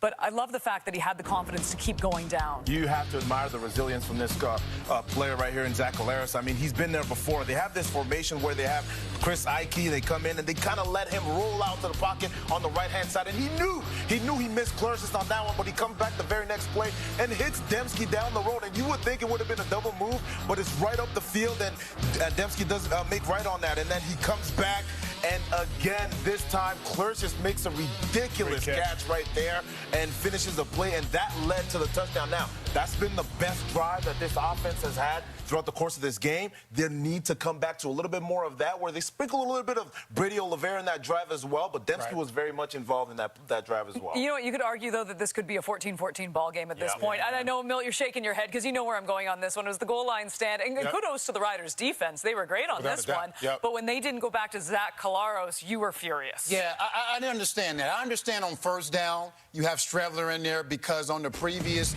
time when they had the ball, they gave it off to Brady and they scored. So they're going to try it on first down. I have no problem with that. But on second down, when you're like on a 4 or 5 yard line, you put in your quarterback because that gives a threat that you can throw the ball because they pretty much know with Streveler in the game, he's not going to throw the ball. He's going to run it with Zach. He's still running with him in there, but at least like to your point, there's no threat. There's no threat. I didn't like that. I want to mention something we talked about quickly in the broadcast. We said someone brought up, I think you might have mentioned it. Is Nick Dembski a number one? You said it. Nick Dembski a number one receiver, and we all said no. But then we also all think that he's a top 9 receiver in this league. Yeah. This kind of tells you about Nick Dembski might not be a isolation number one guy, but if you're taking 9 receivers, he'll probably be in that top 9 because of all the great things he can do for your offense. It's funny, though, if I want to get yards, though, and if I want a clutch guy down the stretch, I go to Nick Dembski every time. And that's why. And that's why maybe he's not a top 10. I get that. But he's a guy that I'm putting on my team each and every time. He does so much for your team. He can return. He can play running back. He's a Swiss Army knife. Great breakdown, Chaz. Sports.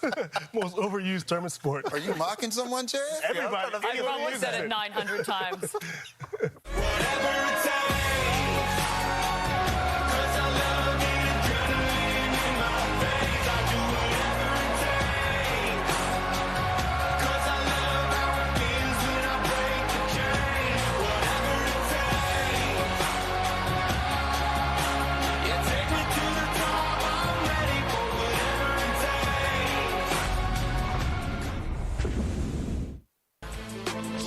Nick Arbuckle. He was simply magnificent. Arbuckle trying to kill the line. Mintel, touchdown. Arbuckle to throw. Looking deep again to the end zone. Touchdown. Nick Arbuckle has been relentless on this day. How would you describe what's coming next in Hamilton during Labor Day? Super fun opportunity to go toe-to-toe with one of the best quarterbacks, in CFL history. Nick Arbuckle and the Toronto Argonauts coming off a 52-point performance. Hamilton comes off the bye. Bo Levi Mitchell, though, an incredible, perfect 7-0 record in the Labor Day Classic. That's your first game on Monday, and then your second game, it is the Battle of Alberta. The Stampeders have won 10 of their past 12 matchups and come into this one on a tear. They beat Winnipeg, they beat Saskatchewan, but the Elks, they have momentum on their side. They have won 3 straight. That is the longest winning streak currently in the CFL. 2 fantastic matchups. David Sanchez, which one are you most excited about? Yeah, I'm looking at Edmonton-Calgary, and the reason why I want to see what Edmonton's all about. And they've won 3 in a row. Kudos to this team. They're playing good football, and I love it. The reality is that then you only play who's on your schedule, who's in front of you. They beat them. But they've been 3 backup quarterbacks back-to-back-to-back. Montreal, Ottawa, Toronto, all with their backup quarterbacks. I'll tell you what, the Calgary Stampeders tomorrow, they're not playing their backup. They're playing a guy named Vernon Adams Jr. And let's see what happens when they play Vernon Adams. I want to see it. This could be a great matchup. I'm excited this one. Ooh, I'm looking at the Toronto Argonauts versus the Hamilton Tiger Cats. That game is going to be interesting to see because you look at the Toronto Argonauts and what they were able to do against the BC Lions last week. I mean, 52 points. Nobody saw that coming against the BC Lions, but Nick Arbuckle, the way he's running this offense right now is absolutely impressive. And the numbers that he's been putting, almost 3,500 yards already on the season, leading the league. And we knew about Coxie coming into the season. We saw Hurling Herslow coming in and into his own, especially last week, almost 150 yards. And then Makai Polk comes back onto the team. What kind of offense will show up on Labor Day game for this team? It's going to be absolutely impressive and exciting to watch. Yeah, I think both of these games will be exciting, but I'm with you, Enoch. I'm excited about that Toronto-Hamilton game. Nick Arbuckle is playing lights out, 5 straight games over 300 yards. These Hamilton Tiger Cats, with Bo Levi Mitchell on that offense, they're trying to get back on track after losing 2 games. And you have something called offensive coordinators, but both of these guys are offensive composers. Scott Milanovich and, of course, my old buddy, what's his name? Ryan Dinwiddie, they know how to get some offenses going, so those are games I'm looking forward to. The whole composer bit, you write that down? I just came up with that. That was good. What did you just come up with? What, the VAJ? What was that? I took that from you. You called him fast. Stop saying that. I took it from you. Wow.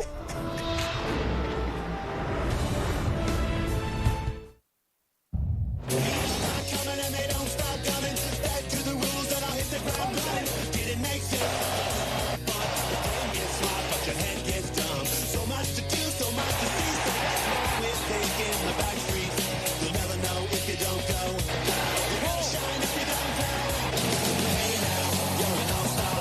Get your game on, go play. Hey now, you're a rock star. Get the show on, get paid and all.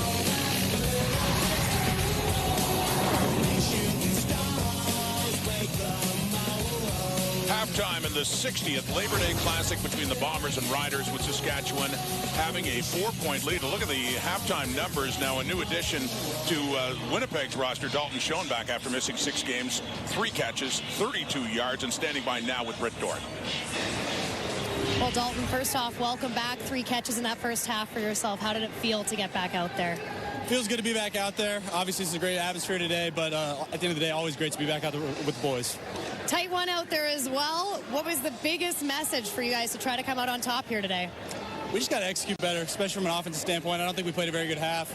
Left ourselves in second and long a lot and didn't execute on second down. So ultimately just play some clean football. Thanks for this one, Dalton. Yeah, thanks, Britt. The Bombers had the first 10 points. Got 3 more after a turnover deep in the Saskatchewan zone. Added the field goal to make it 10-0.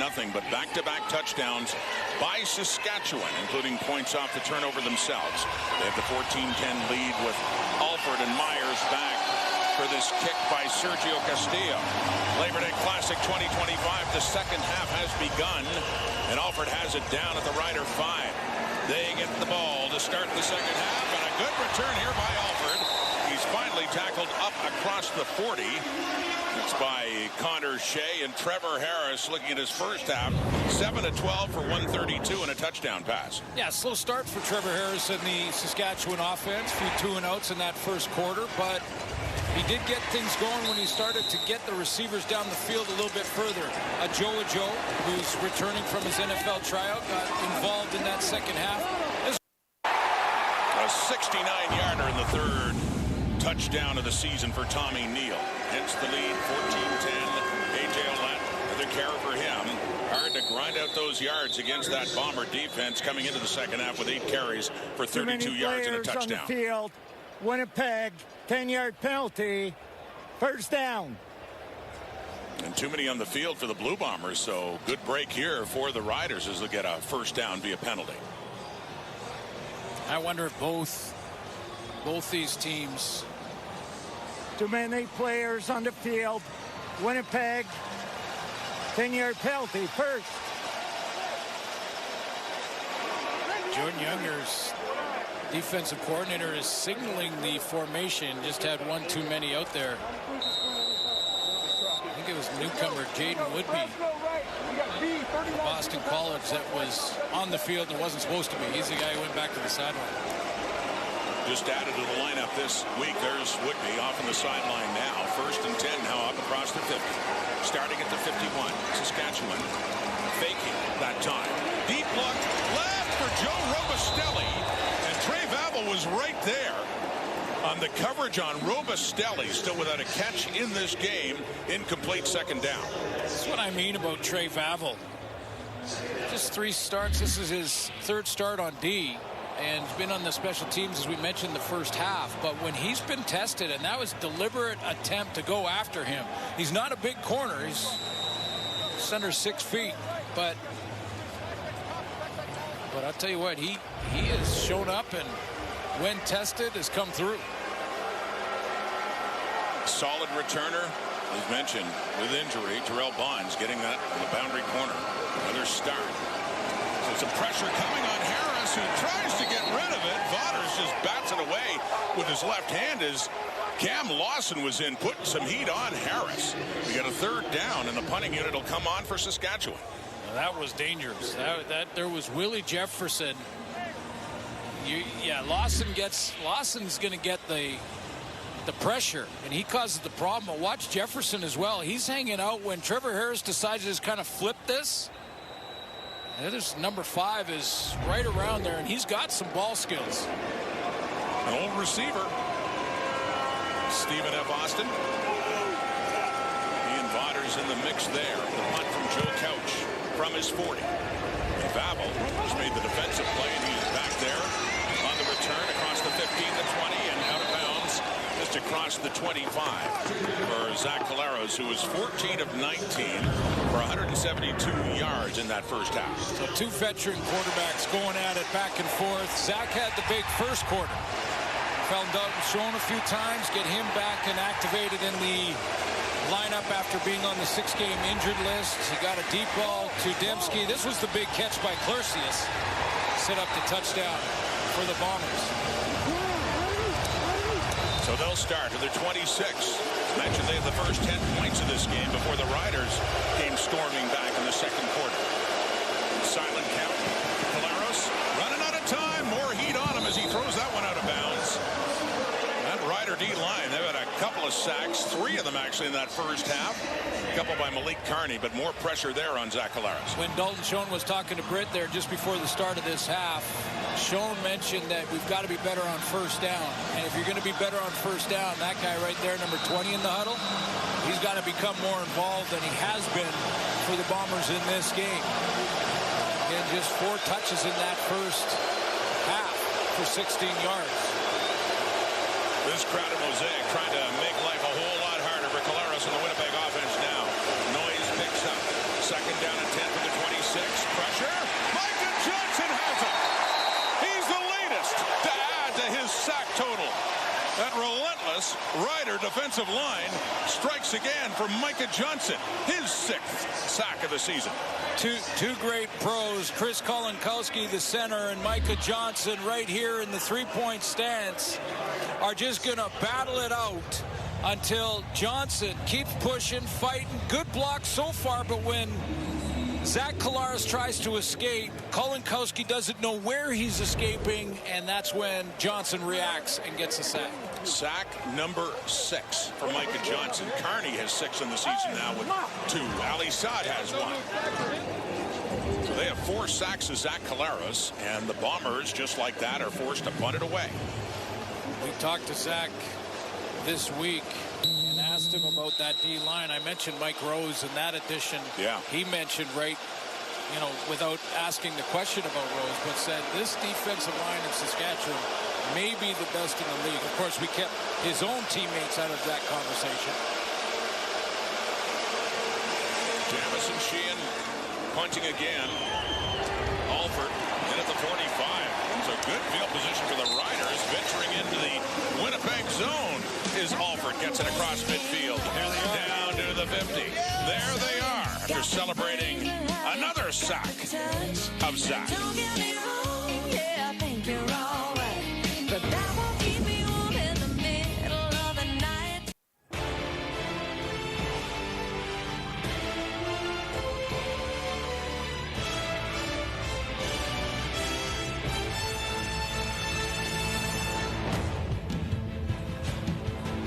Defense is dominating the start of the second half, but a good return, 18 yards by Mario Alford, and Trevor Harris and the Riders get the start of the Bombers zone. They're right at the 50. They lead by 4.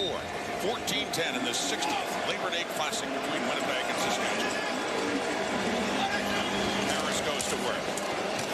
Off to the left to Tommy Neal, and a big touchdown in the first half. A little jump there in his step over Cam Allen as he picks up another couple of yards and down closer to a first down to set up a second and short. Tommy Neal, as an athlete, is starting to become a trend in the league. I mean, he's been around 5 years, so don't get me wrong, this isn't brand new for him. But at his size, at 6'3", 203, kind of like Javon Catoy in Vancouver. Think of Mital in Toronto. You know, these bigger, almost tight end-like players. In his 5th year at a McMaster, so back to the ground. Olet looking to get that first down. He was 3 yards shy, and he does indeed have it. as this drive will continue for Saskatchewan, getting a little bit closer now and looking to add to that 4-point lead. Get it down to the 40, just inside for a first down.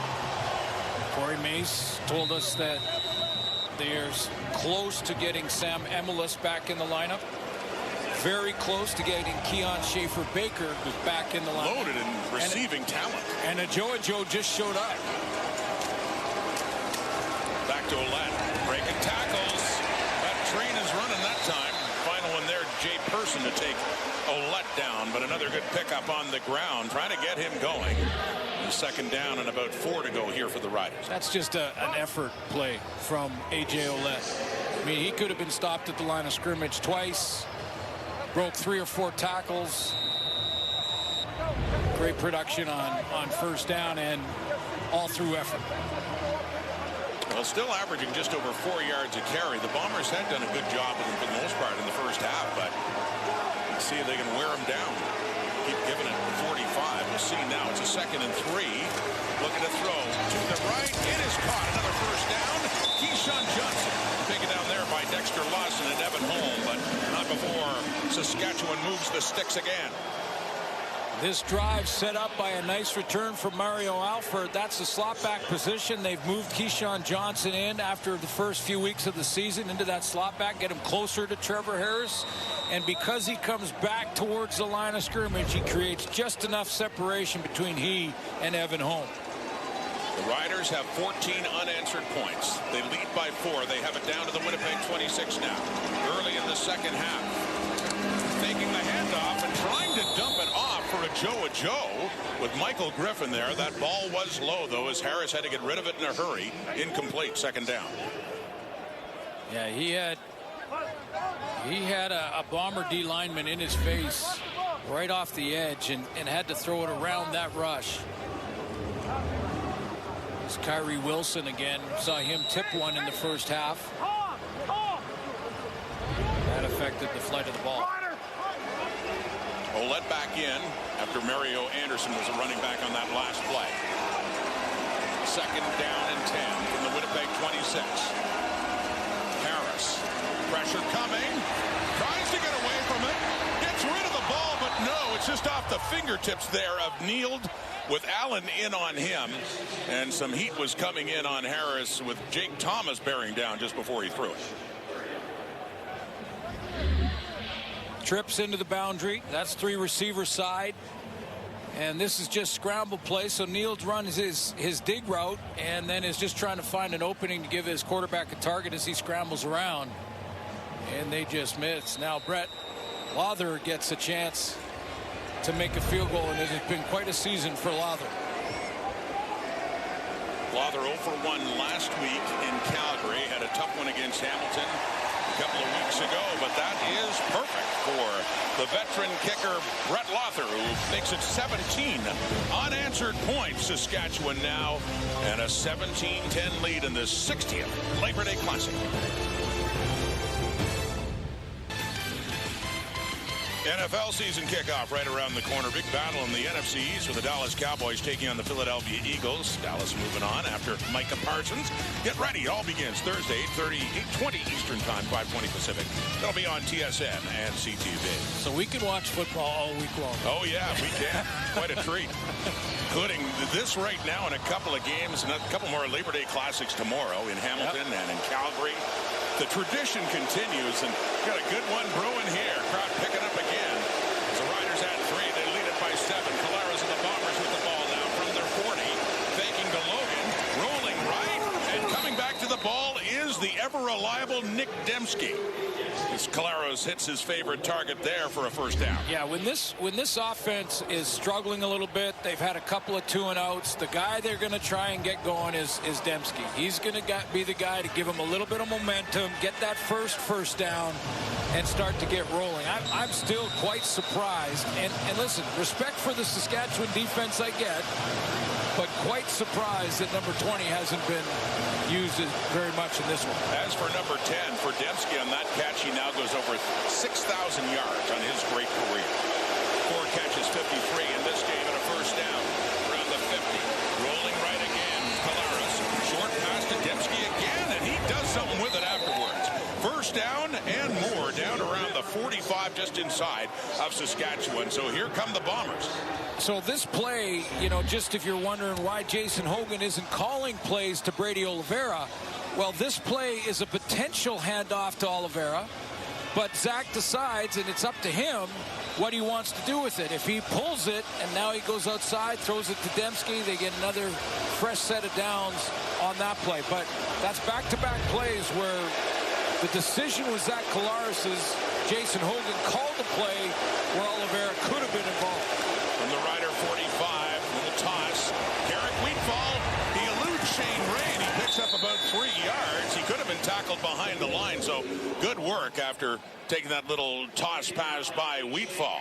I just wonder because of the game Brady Oliveira had last week. I mean, against Montreal, with 2 receivers going down, and actually Chris Streveler having to play receiver for a while in that game, they leaned big time on Oliveira, and he delivered 137 yards rushing, and he can catch it out of the backfield now.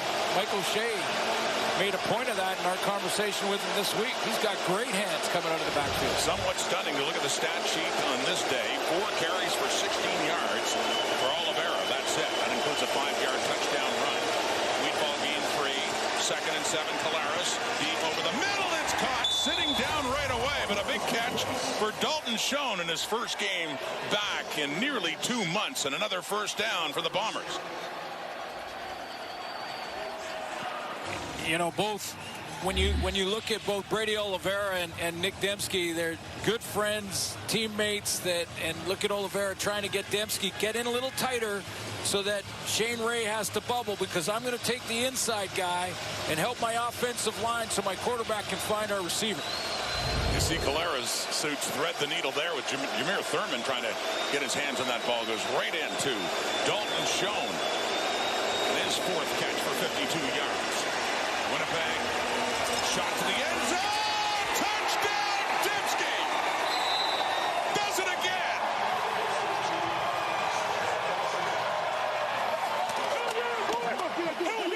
Labor Day Classic touchdown for a guy that knows both sides of this rivalry. This is what Zach Collaros said to us. I mentioned it in the first half, but he said Nick Dembski is our best player. Direct quote from the starting quarterback and future Hall of Famer. He's our best player. That was the Nick Dembski drive. And with that, Zach Collaros is now alone, 3rd all-time in the most touchdown passes in Bombers history, behind Dieter Brock and Kahari Jones. He moves ahead of Kenny Plain. And that patented move, rolling out to the right and finding an open receiver in the end zone. Collaros to Dembski again, and a point after try away from tying this Labor Day Classic. Sergio Castillo gets it done. 17-17. 3rd quarter. What you might expect from a classic. All even again. Collaros to Dembski in Regina. Thunder. Coming in, led this team in targets, receptions, 2nd down catches, yards, and watch the route running and the subtlety from Dembski. Watch when he gets Fields' turns here and how he uses his right hand to create separation. He's going back to the corner route here. Watch the right hand. Off the shoulder of the DB, a subtle push with the left hand. There's the separation he needed, and now Zach has to drop it over the outside shoulder. Throw is bang on. 7th touchdown of the season for Nick Dembski, who earlier made it 82 straight games with a catch. The current active leader in that department. We get a tie game, and Mario Alford goes down. He was hit just across the 20, about the 23 for Saskatchewan. Over to you, Trevor Harris, now, after that 5-play, 70-yard touchdown drive for the Winnipeg Blue Bombers. How many of those plays were to number 10? You had a couple to 10. Yeah, 3 of them to 10. And the big one, too, to Dalton Schoen for 20 yards to get them down closer. Swing that. An injured Bomber down in the field around the Rider 15.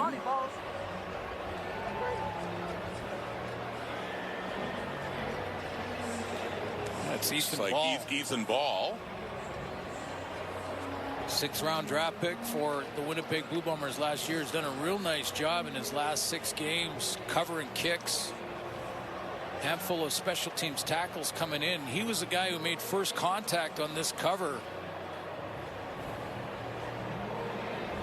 And then when he got up, looked like he got something tweaked in the calf. Ethan Ball, the rookie out of the University of Calgary, still down. Back in a moment. Lucky White hit in the end zone if Lowther misses. And Brett Lowther doesn't do that. It's a walk-off game winner for Brett Lowther and the Saskatchewan Roughriders. And it's the Lowther leap. Heading to Bill Country after that kick.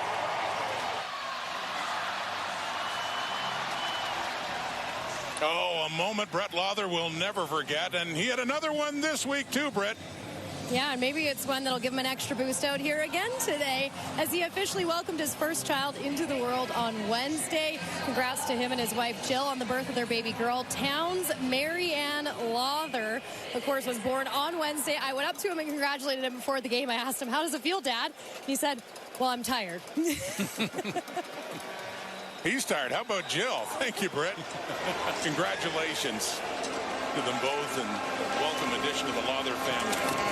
Saskatchewan with the ball after that touchdown by Dembski up across the 25.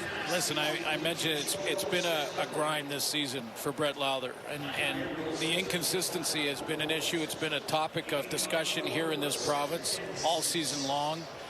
And now you know one of the distractions that were going on for Brett Lowther, that his wife was pregnant, and you know as a father how difficult that is, and just make all the worry and the loss of sleep, hoping that everyone's healthy, and they are, which is excellent.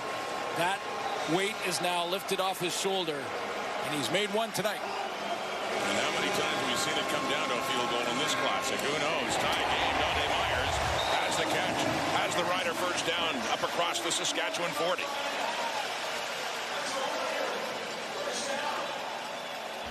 Yeah, it's getting fun to watch Dante Myers and Keyshawn Johnson in this receiving core just sort of grow as the season goes on.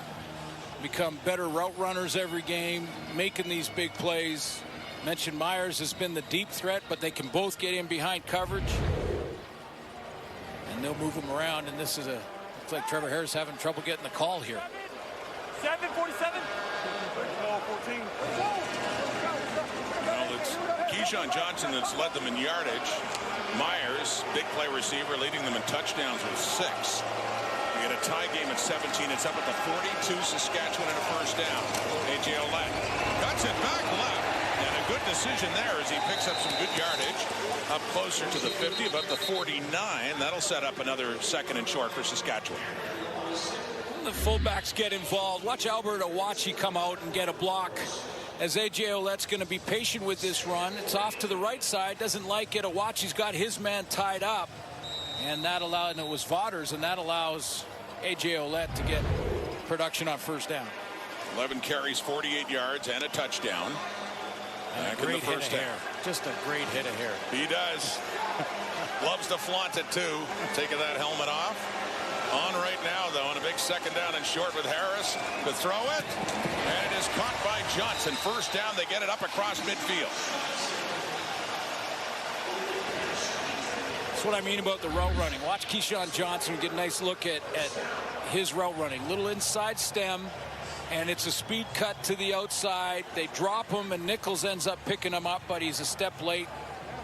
And Trevor Harris gets a new set of downs. That's with Mario Anderson, number 24, in at running back for the Riders. Spelling Ouellette. Right around midfield in this tie ball game. Faking to Anderson. Quickly over the middle. Juggled and caught by Robustelli. Gets it inside the Bomber 40. And another first down for the Riders. Well, I'll tell you what, that's great concentration by Joe Robustelli to look around the linebacker dropping and make the one-hander pull it back to himself. because that was well behind him. And the reason for that is that Tony Jones had dropped underneath that. He almost had the interception. In fact, I think he got his hands on it. Robustelli maintains concentration and keeps this drive alive. All the injuries to Rider receivers. Robustelli got his chance. He's made the most of it now. His second catch tonight. Quickly again. That's Myers. Harris went right to the right as he brought it down, gets it inside the 30, and Saskatchewan's got something going now. Well, Zach Collaros has passed Dieter Brock on the all-time list. Kent Austin passed a former Saskatchewan Roughrider with that last throw on the list, and that is Kent Austin, former teammate of mine back in the day and a former coach in the Canadian Football League for many years as well. So moving up the list, both these veteran quarterbacks. You saw Brock at 15. He's actually at 16 now because Collaros has passed him earlier. So both of them moving up the charts on this night. Trevor Harris now, 13th all-time. There's Mario Anderson breaking it off inside the 10-5. Touchdown Riders.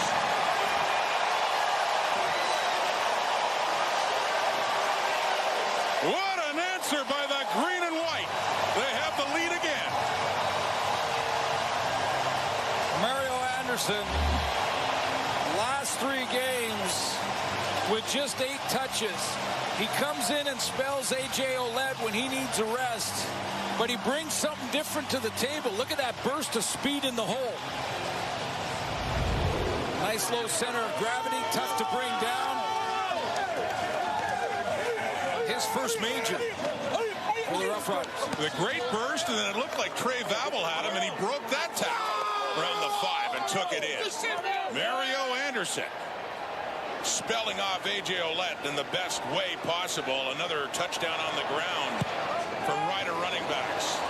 Brett Lother putting it left and missed that point after it. And be hearing about it a bit too. There's been a lot of heat on him lately, as you talked about. So it's a 6-point game. But Mario Anderson has the touchdown that give the Riders the lead again. Let's go back to the touchdown. First of all, nice block off the edge from Albert Owachi again. And watch the down block here from Jamarcus Hardrick. Bramer's going to pull and get outside and help out on Owachi. There's the down block by Hardrick. Owachi on the edge player. And Mario Anderson through that hole. There's the burst to outrun any angle from the DBs.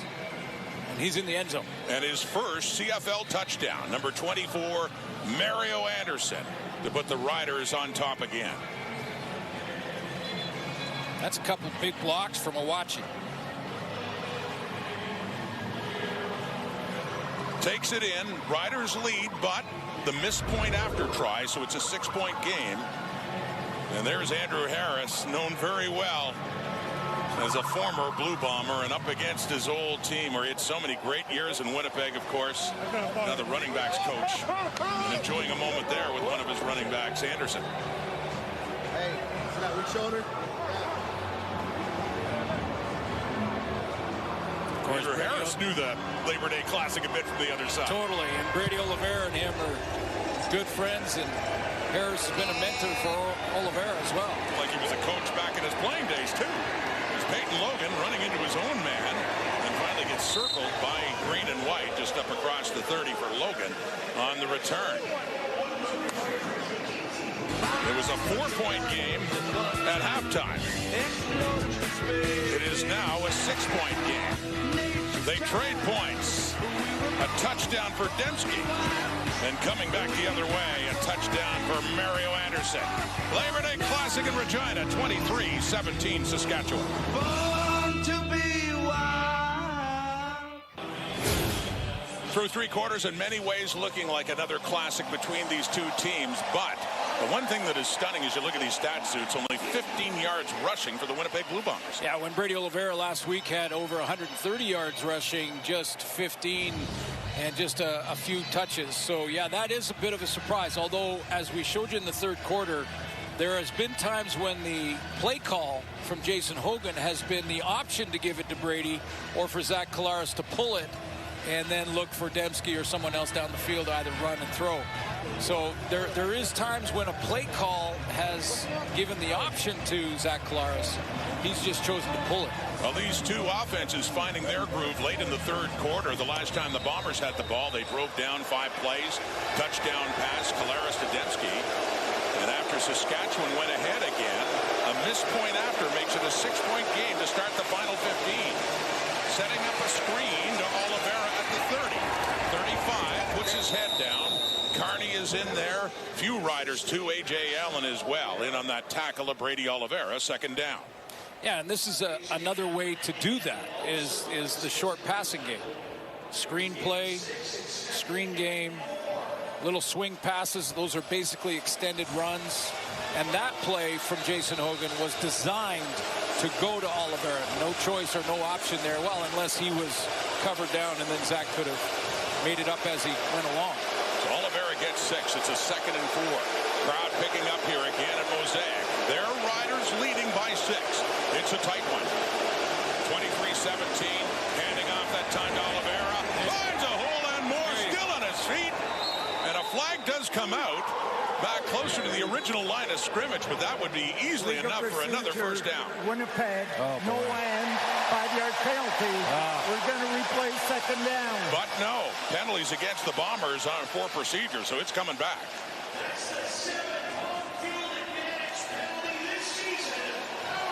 An illegal formation where the offensive line has to be covered by a receiver. The officials didn't see that, and it takes a momentum-building play off the board for the Winnipeg Blue Bombers. Because that was the kind of play that they rally around. The extra effort from Oliveira, the extra yards at the end of the run. And now they're in second and 9.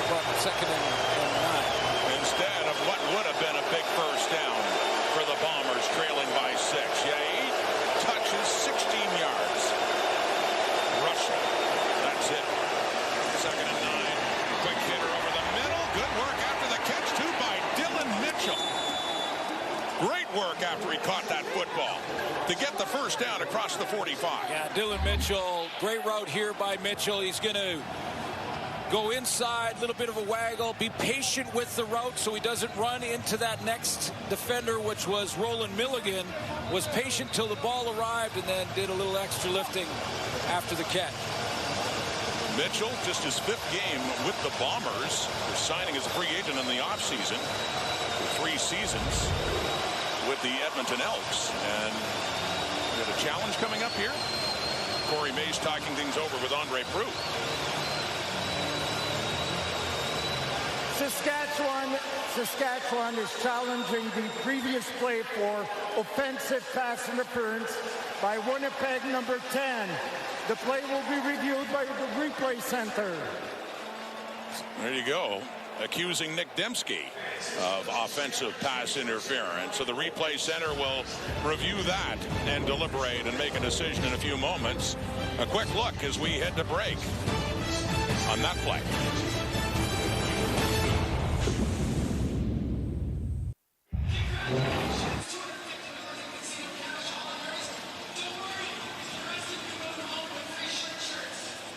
Yeah, this is exactly, that's called blocking downfield and is a penalty.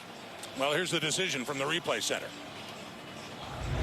Upon review by the replay center, there was offensive pass interference on Winnipeg number 10. 10-yard penalty. It remains second down. So basically a pick down the field. Right. I mean, it's blocking before the ball was caught. And it goes under that same category as offensive pass interference. So good challenge by Corey Mays to see it, have his spotters see it, and take that first down off the board. Yeah, negates another first down, pushes them 10 back, and that was a 2nd and 9, so now a 2nd and 19. And Winnipeg is pushed back to their 22. Just under 13 minutes to go in the fourth quarter. 2 penalties negating first downs in this drive by Winnipeg with 4 receivers to the right. Collaros, they don't get it off. It's another penalty with the crowd helping out. Time count violation. Winnipeg number 8. 5-yard penalty. It remains second down. Yeah, you want a crowd to get louder. That'll help. Yeah. This is the crowd That's the crowd-generated penalty right there because the receivers, as they were hitting the line of scrimmage, couldn't hear Zach Collaros. They had to look down the line. He had to hold them at the line, so the timing on the waggle was completely off, and they get the procedure call. Back to their 17 now. They're going backwards. Got a second down and 24 now. Setting up a draw to Oliveira. And working his way up across the 25. The ball comes out. The Riders have the football. And what's the ruling here by the officials?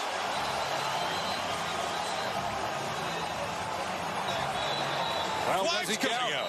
Was he down?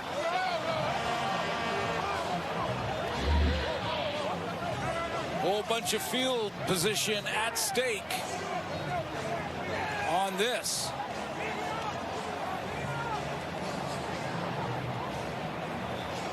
Tough to see the right knee. Was that right knee down before the ball came out?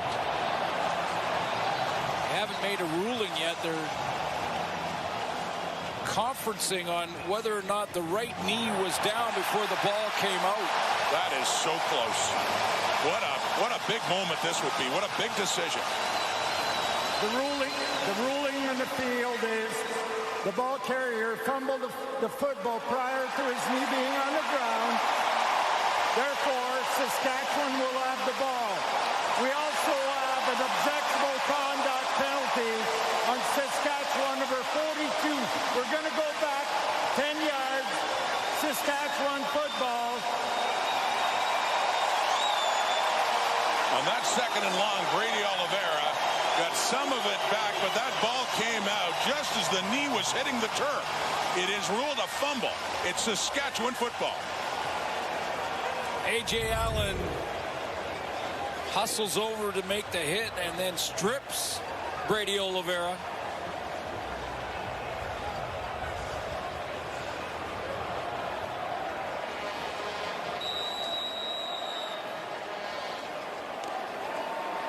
And a big turnover in the first half.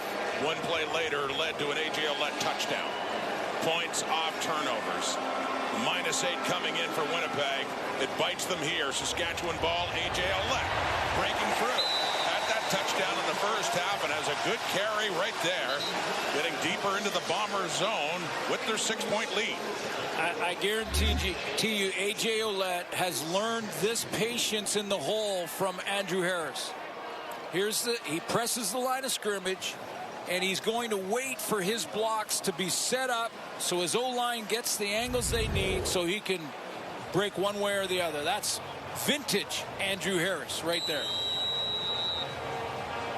And they're back in the territory of the running back again on a second down and a yard. It's actually Tommy Stevens out for short yardage. Short yardage QB does as he often does. He keeps his feet and he gets some more. Big Tommy Stevens running hard.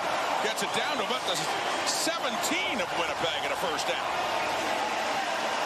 I'll tell you what, we got two great short yardage quarterbacks in this game, don't we? Tommy Stevens is one of them. Watch the extra effort from Stevens at 245 pounds. He wants to get involved in this game, and if we haven't seen a lot of the short yardage plays in this one, but we have seen a little of Chris Streveler, and Streveler is a similar player. Harris back in. Riders pressing. Up 6. Back to Ouellette. Breaks it right. The A.J. train inside the 10. And now he's down inside the 5. And we got a first and goal coming up here for Saskatchewan. Didn't catch the number of the Bomber who had a chance with about a 2-yard gain. When A.J. Ouellette breaks to the right here, Joe is helping out on Jefferson. There it is right there. Dietrich Nichols had a shot at him. If he gets him there, he's about a yard past the line of scrimmage, but A.J. Ouellette jumped out of that tackle in a hurry. He has 13 carries, 70 yards, and a touchdown. He gets a break. Mario Anderson at a touchdown earlier in this half is in, has the ball. 3, 2, 1, pushing towards the end zone, and another Saskatchewan touchdown. Anderson again. Riders add to their lead with more points off turnovers. Now here's a question, Coach Smith. Do you go for 2 because Brett Lauther missed on the extra point on the last touchdown from Anderson? 12-point game. I think you would. But let's take a look at the blocking up front.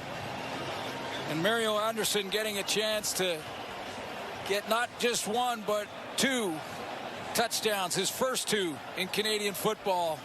And he goes with the help of his O-line. He goes through Tony Jones to get there on the second one. There are 2 fouls on the play. Both fouls occur after the touchdown. First one, misconduct, 15-yard penalty on 62 Saskatchewan. Misconduct penalty on Winnipeg number 0. Both penalty offset each other. Convert.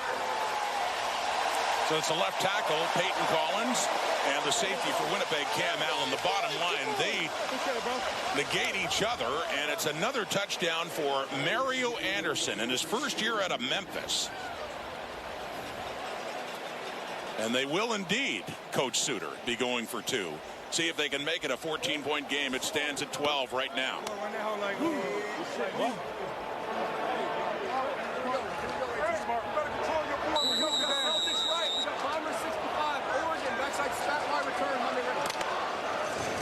The 2-point try with the ball placed at the 3 for Trevor Harris and the Rider offense. On here, we'll see if they can make it a 14-point game. Looks to throw to the left. Wide open, they get it. Joe makes his presence felt in his return to Saskatchewan. Boy, he quickly became a crowd favorite here. They'd love to have him back in the green and white. Off the fumble recovery. Anderson finishes it off with 2 more and some icing on the cake for a Joe in a 14-point game. One of the trademarks of the Labor Day Classic between these 2 teams is it's always close at the end. Well, Saskatchewan would like to change that trend. Brady Oliveira, not like last week against Montreal. The Riders defense has done a good job against him. He's got another touchdown from Mario Anderson as Lauther kicks off. Now a 14-point Saskatchewan lead with under 10 minutes to go. Peyton Logan has it.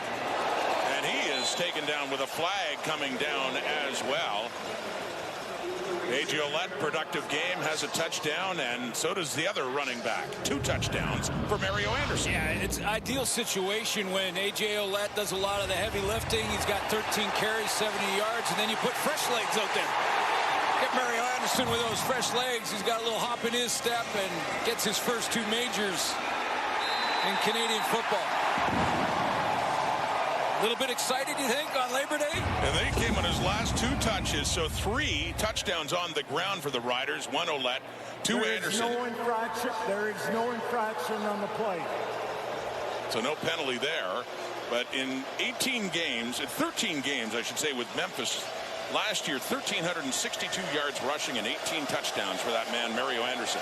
First year in the Canadian Football League and having his best day as a pro, to be sure.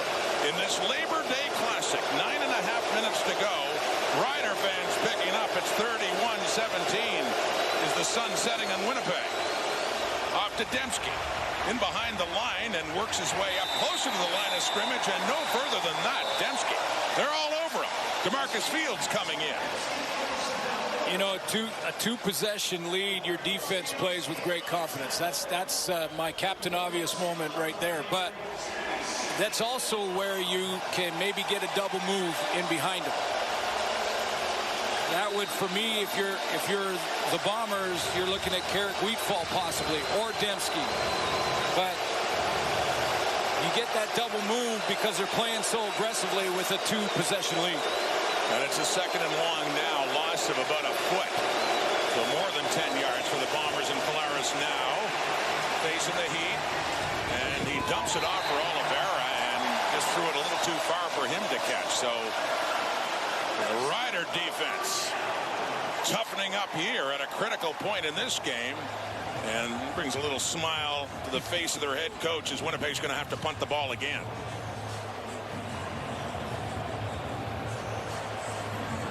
Now, if you thought we saw a lot of A.J. Ouellette and Mario Anderson previous with 8:33 to go and a 2-possession lead. I know they'll lead on that running game. Mario Alford. One very impressive return that certainly helped the Riders out in this game in his first game back. Time to go back to work for Ouellette. After Anderson did some heavy lifting. Rider football, 8:26 on the clock, fourth quarter. CFL OK Tire Labor Day weekend action started today, and it resumes tomorrow with a doubleheader. The Argos taking on the Hamilton Tiger Cats, 2 Eastern, 11 a.m. Pacific time, and then the Calgary Stampeders, watching closely, I'm sure, in second in the West at 7-3, host the Edmonton Elks, the Alberta rivalry. And the Elks, Mark Killam, finally got something going, stringing some wins together. Yes, he does. And remember, Labor Day weekend, the records don't seem to matter as much. All bets are off. Yeah. It's the Riders in this latest meeting. They lost last year. They've lost 3 of 4 to Winnipeg. But they're up 14 right now. On the ground, the running game has been a difference in this. Saskatchewan has certainly run the football with 2 backs better than Winnipeg has. Yeah, 112 plus whatever A.J. Ouellette just got on that run. Versus the Bombers, who usually really lean on that run game with Brady Oliveira with just 23 yards rushing in this game to this point. And now down 2 possessions. They got to get chunks. Try and come back, but it starts with a stop on D. And a big 2nd and 5 now after that pickup by Ouellette.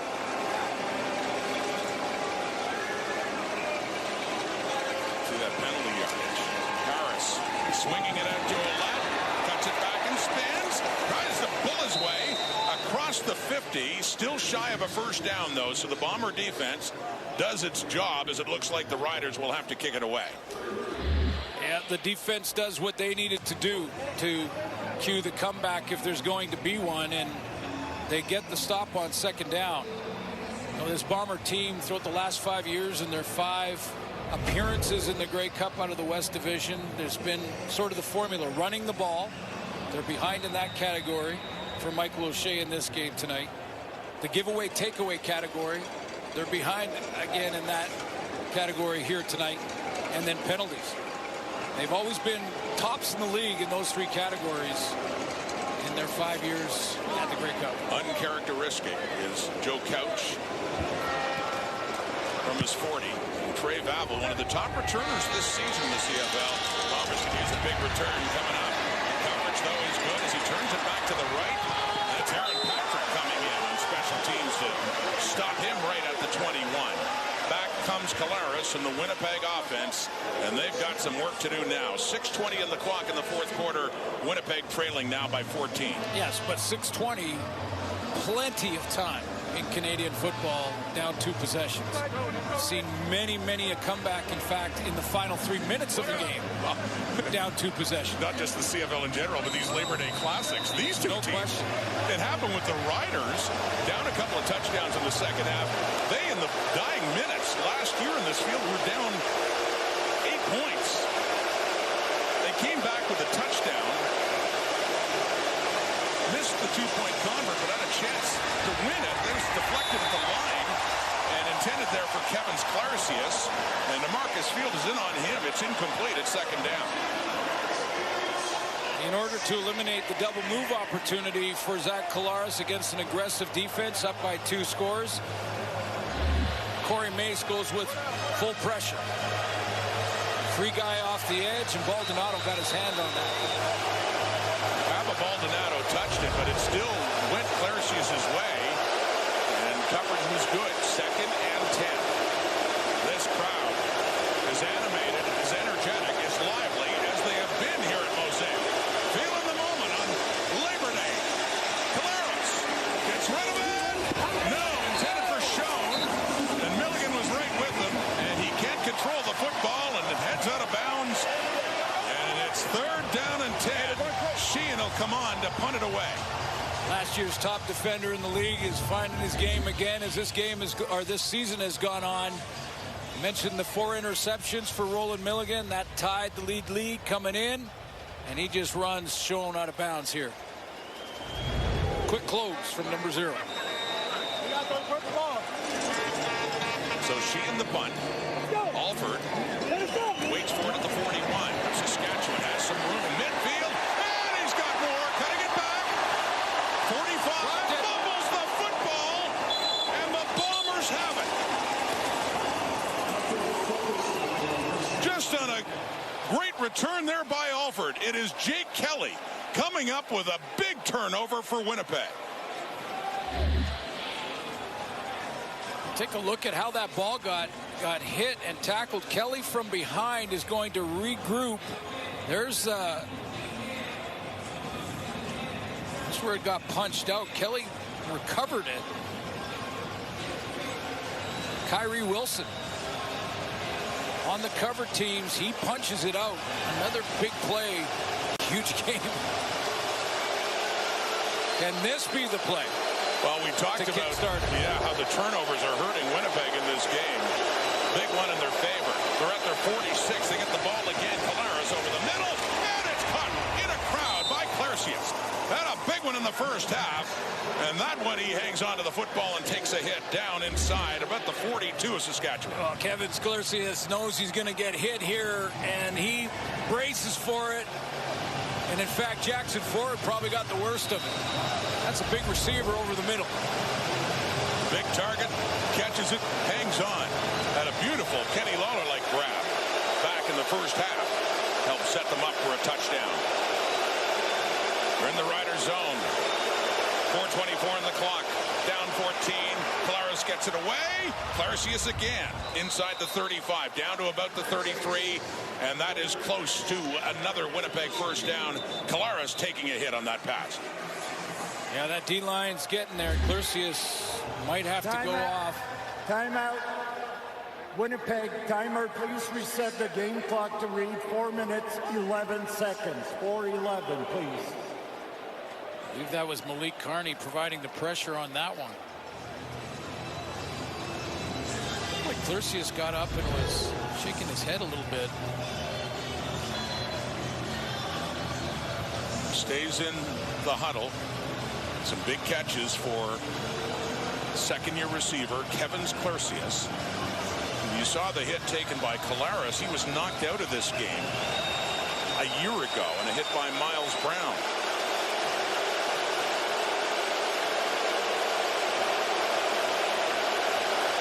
Second and 1 after that pickup. Colares to throw on that second down. Chucks it deep into the end zone. Touchdown, Winnipeg. Wow. After the turnover, they answer quickly. It is Carrick Wheatfall with the touchdown, and don't look now, the Bombers are back within a score.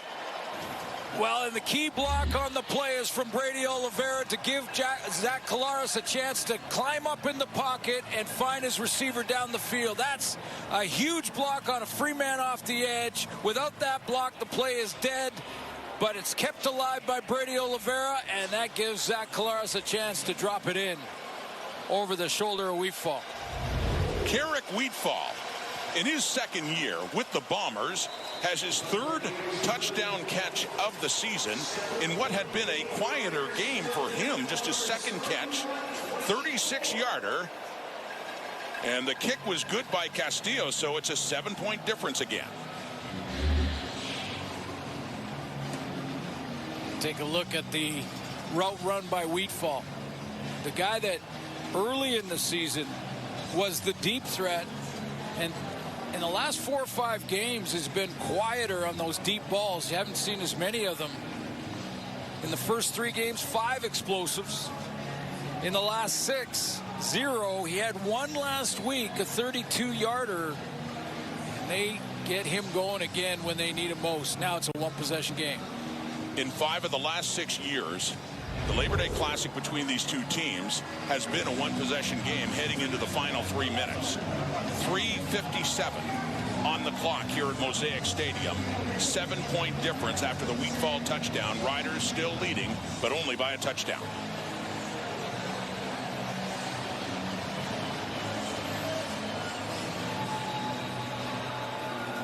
It's about as quiet as I've heard this crowd this afternoon or this evening.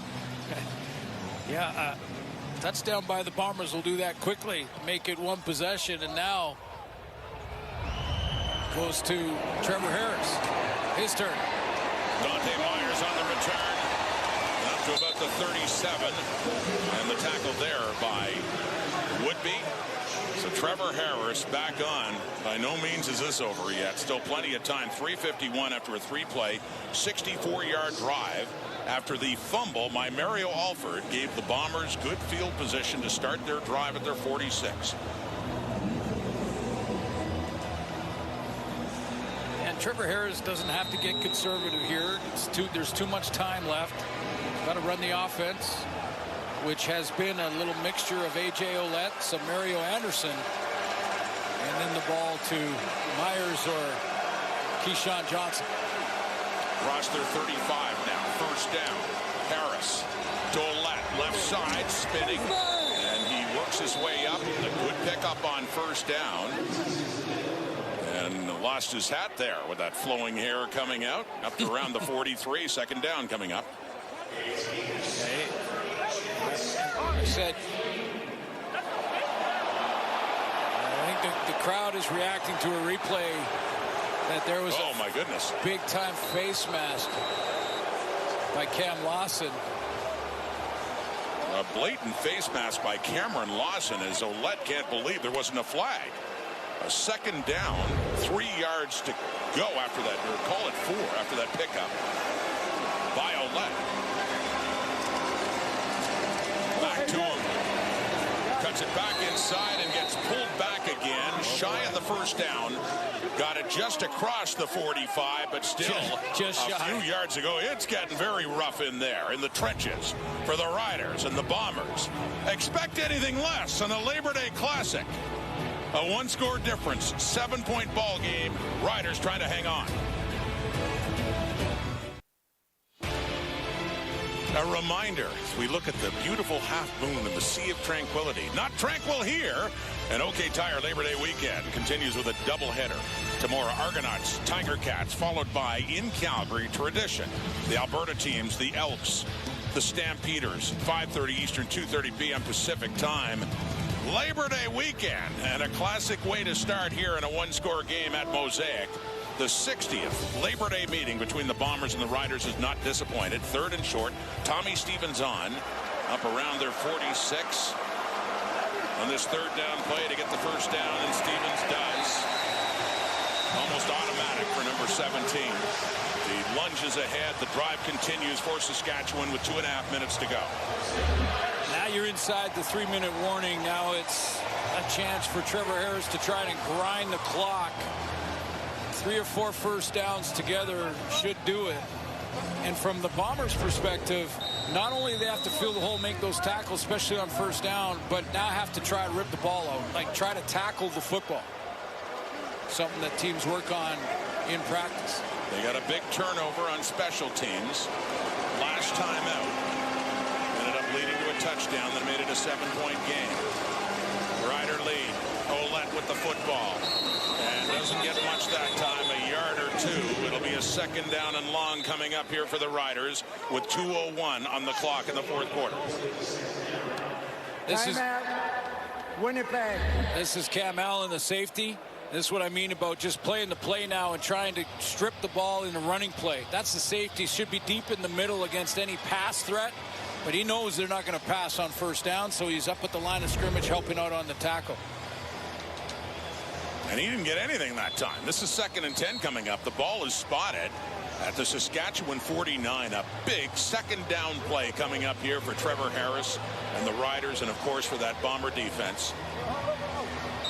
Hoping to put the ball back in the hands of Zach Collaros one more time. So Winnipeg used their timeout. They don't have another one, which means they also don't have a challenge. Here we go. Labor Day Classic. Going to be a classic finish. Second down. Harris quickly to the right. It is caught. It's Keyshawn Johnson with Dietrich Nichols there, but Johnson has the big catch and a first down for the Riders. Great route by Keyshawn Johnson. He runs this two-cut like it's going to be a corner and then brings it back to the out. Timing is bang on there for Trevor Harris. It's out, it's the corner, and then it's back to the out. And watch the precision on this route from Keyshawn Johnson. The timing is there on the throw, and then he's going to come back towards the line of scrimmage right on the sideline. Big-time play. Clutch moment for Harris and the Rider offense, and Keyshawn Johnson now to the 48 of Winnipeg. First down and 10. Back in the hands of Ouellette. Puts his head down inside the 45. And that first down, running hard still, is A.J. Ouellette. And borderline Brett Lothar field goal range if they elect to conservatively run the ball again on second down. If they don't get it, the Riders, do they send Lothar out there for the field goal attempt? I think Trevor's going to try and throw in this down. Lothar's 1 for 1 in field goals, but missed an extra point. And on a later touchdown, the Riders went for 2, got that point back. 31-24, 2nd and 6 after that pickup by Ouellette. He is 89 on the ground. Quickly caught. No, Johnson. Nichols there. Looked like Johnson had it for the first down. Instead, the third is coming up. They're scrimmaging from the 44. Be about a 51-yarder. That's a great play. Again, Keyshawn Johnson with precise route running, balls in his hands, but Dedrick Nichols, the veteran, 6 knockdowns coming in. That's maybe his biggest of the season to give his team a chance. Now, Trevor Harris remains on the field. The offense is still out there, not the kicking team, on this third down, and 6 to go at the Winnipeg 44. Lothar stays on the sideline. Instead of going for a 51-yarder, which would effectively end the game, make it a 2-score game. Big third down coming up here, and he's going to punt it. A little quick kick, and a good one it is for Harris as Nichols takes it down at the goal line and then gets tackled in the end zone. They ruling that. They award a safety? Romastelli coming in, they do. It's a safety, it's 2 points. And they get the ball back. And they get the ball back, and it's a 2-score game. A 9-point difference, how about that? Leaving the field goal unit off instead. That quick kick by Trevor Harris. Well, Dedrick Nichols recovers it in the field of play, and then he's in on the 2-yard line and then carries the ball into the end zone and then doesn't get it out and is tackled behind that goal line. The previous play is under review by the replay center. Now they'll make sure, again, like the forward progress discussion we had earlier in the game, was he hit just outside of the goal line, or did he not get out? It sure looked like they're reviewing. Suits, it sure looked like he had possession of that ball heading into the end zone. Oh, he did. And that would be a safety for the Riders. They are looking at it, but it sure looks like 2. Well, no.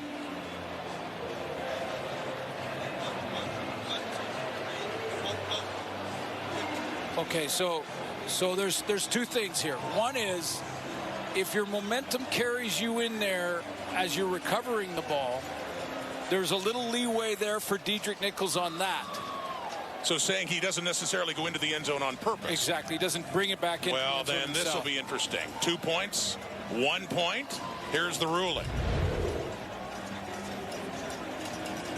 Upon review by the replay center, the ball carrier momentum brought him into his own goal. By rule, this is a single point. So 1, not 2, and it's important to because it remains a 1-score game. It's 8-point difference. Now, and Winnipeg gets the football up at their 40. That's a big difference, not calling it a safety. Yeah, completely changes everything, because then it was a 2-possession game, and basically game over, because the Riders were going to get the ball back and have a 2-possession lead. Now it's a 1-possession game, and Winnipeg has the football. Crowd doesn't like it. Picking up the noise. Polaris in the offense on Winnipeg. Well, they're down 8, but they still have a chance in this Labor Day Classic. Starting at the 40, 1:21 on the clock. Need a touchdown and a 2-point convert. Pressure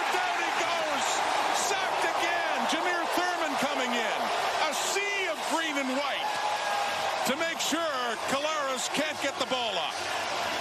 Jameer Thurman will occasionally run these stunts where he's going B gap or even A gap with the defensive line. And Zach Collaros, in our meeting with him this week, talked about Jameer Thurman and his ability to blitz. Second down, following the sack. Collaros steps up, throws it down to the left. It's incomplete. Intended for Wheatfall. Good coverage there. Marcus Sales was there. We got a 3rd and 10 coming up. 3rd and long, excuse me, about 14 yards after that sack. And this will be it coming up for Winnipeg. Yep, just got to keep getting a new set of downs. And go down the sideline. Roland Milligan was closing quickly on that ball, too. 1:07 on the clock. 3rd and 14. The Riders have sacked Collaros 5 times. Looking to put the finishing touches on a Labor Day Classic win. Here we go. Collaros pressured out. A hook down the field for Dembski, who gets bumped. And a flag comes out. It was Jackson Ford the closest to Dembski and bumping into him, and a flag for pass interference is coming out against Saskatchewan. Now listen, there's no question to me that there's pass interference here. When I saw it live, there's a push by Jackson Ford well before the ball gets there. Defensive pass interference, Saskatchewan number 21. The ball will be placed where the infraction occurred and a first down. But I'll tell you what, number 10 did a real good job of slowing down on that route to create that contact. It's not, I mean, he didn't dive. It wasn't anything like that. It was just... The ball will be placed at the 17-yard line. It's point of foul, so it's where the foul occurred. It would be the 17-yard line. But you saw the subtlety from Dembski. He slows down on that deep route. The contact is created. Penalty flag comes out. Just when we think this Classic won't come down in the final few seconds, it does. 58 seconds, under a minute.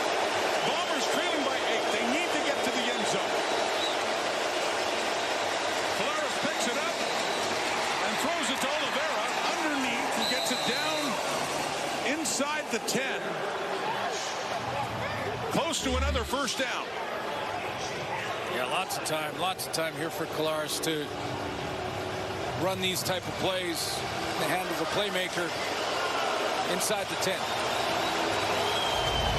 Gets down to the 8. A 2nd and 1. 48 seconds. Here we go. And the short yardage carry. It'll be a 1st and goal coming up here for Winnipeg.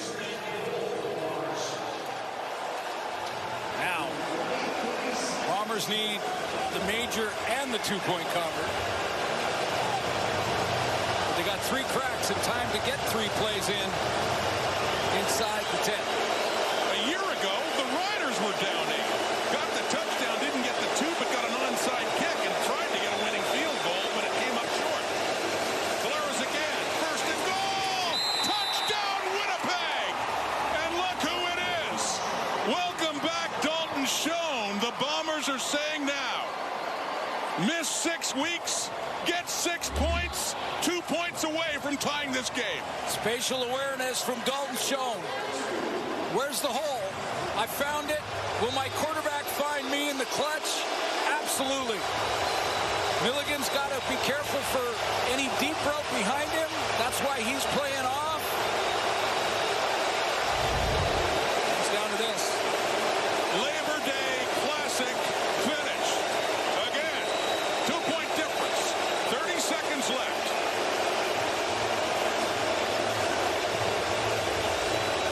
Just like a year ago. It's the other way around this time. The Bombers trying to tie it. Dramatic 2-point try.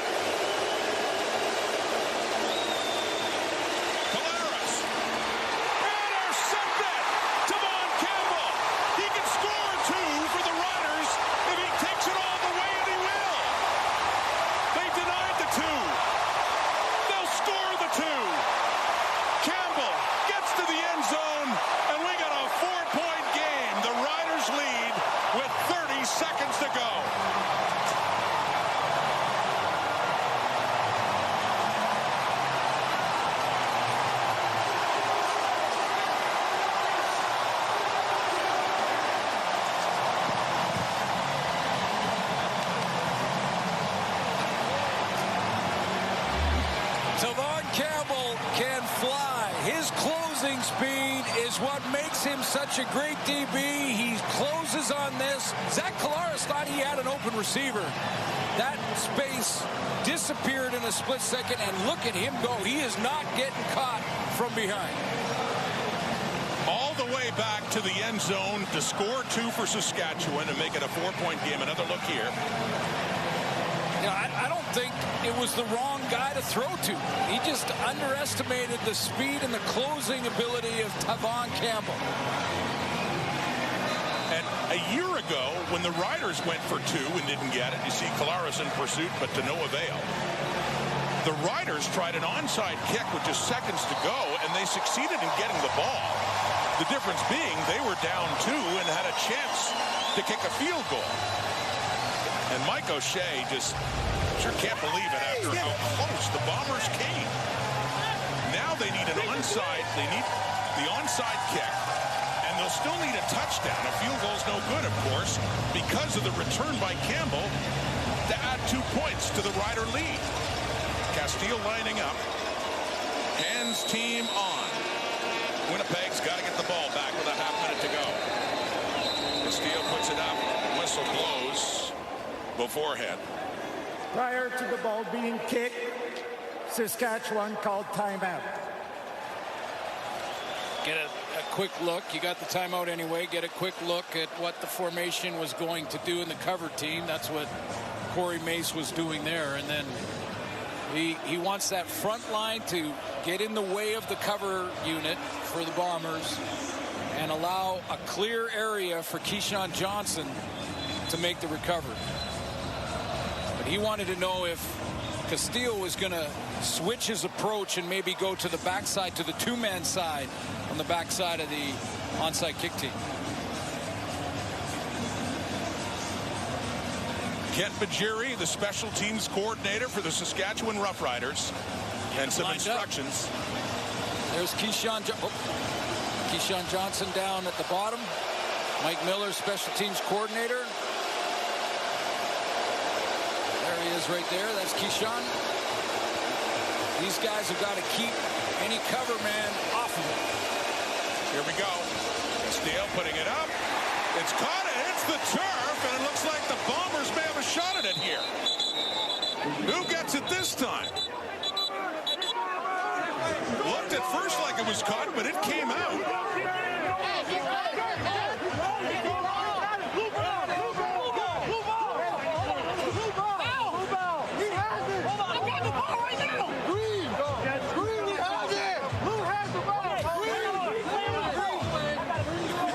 This is like a schoolyard as they try to sort this out. Whose ball is it anyway? Mike Miller. Andre Proulx says it's Rider ball.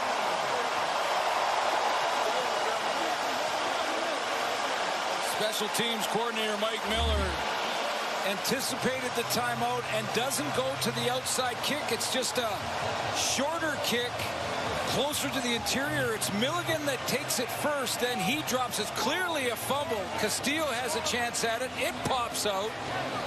Then the fight is on. I know Jackson Ford, who had the PI call, was going crazy to try and get it out of there. They were that close to getting this. Just like the Riders did on an onside kick a year ago in the same situation. See, that close. I'm not sure, Rod, that ball would have gone 10 yards had it not been touched. But Milligan jumps up, and as long as he touches it, then it's a live ball. And the Bombers can recover. Exactly.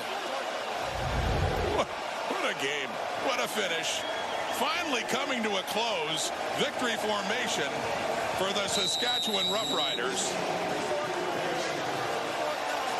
And these two teams will do it all again in a week over in Winnipeg. Cue up the Banjo Bowl at Princess Auto Stadium 6 days from now in Winnipeg. And these two will meet again as per tradition. But when you talk about Labor Day Classics, they certainly upheld the tradition in this one, didn't they? Clock ticking down. A labor-intensive game to be sure, and a classic, but the day belongs to the Saskatchewan Roughriders. They hung on as they'll run one more play. and beat the rival Winnipeg Blue Bombers dramatically. What else would you expect? That's what Canadian football is all about, and once again, the players delivered. Right down to the wire. Tavon Campbell on a two-point convert takes it to the house. A big 2 points, not only for Campbell and the Riders on the day, but in the standings as well. With Calgary playing Edmonton tomorrow, Saskatchewan and Harris improves to 9-2. There you go. The sign is made. A sign of what's to come? We'll see. Next week, these two teams do it all again. Can't do it much better than this. Once again, a Labor Day Classic lives up to the name. And it's the second time in 3 years the Riders have won it this time. We're just getting started. 2 more tomorrow. Argos, Ticats in Hamilton, Elks, Stampeders at McMahon Stadium in Calgary. First 2 touchdowns of the career of Mario Anderson. As the Riders grind it out. Thanks for watching this Labor Day Classic. SportsCenter is next. Have a great night, everybody.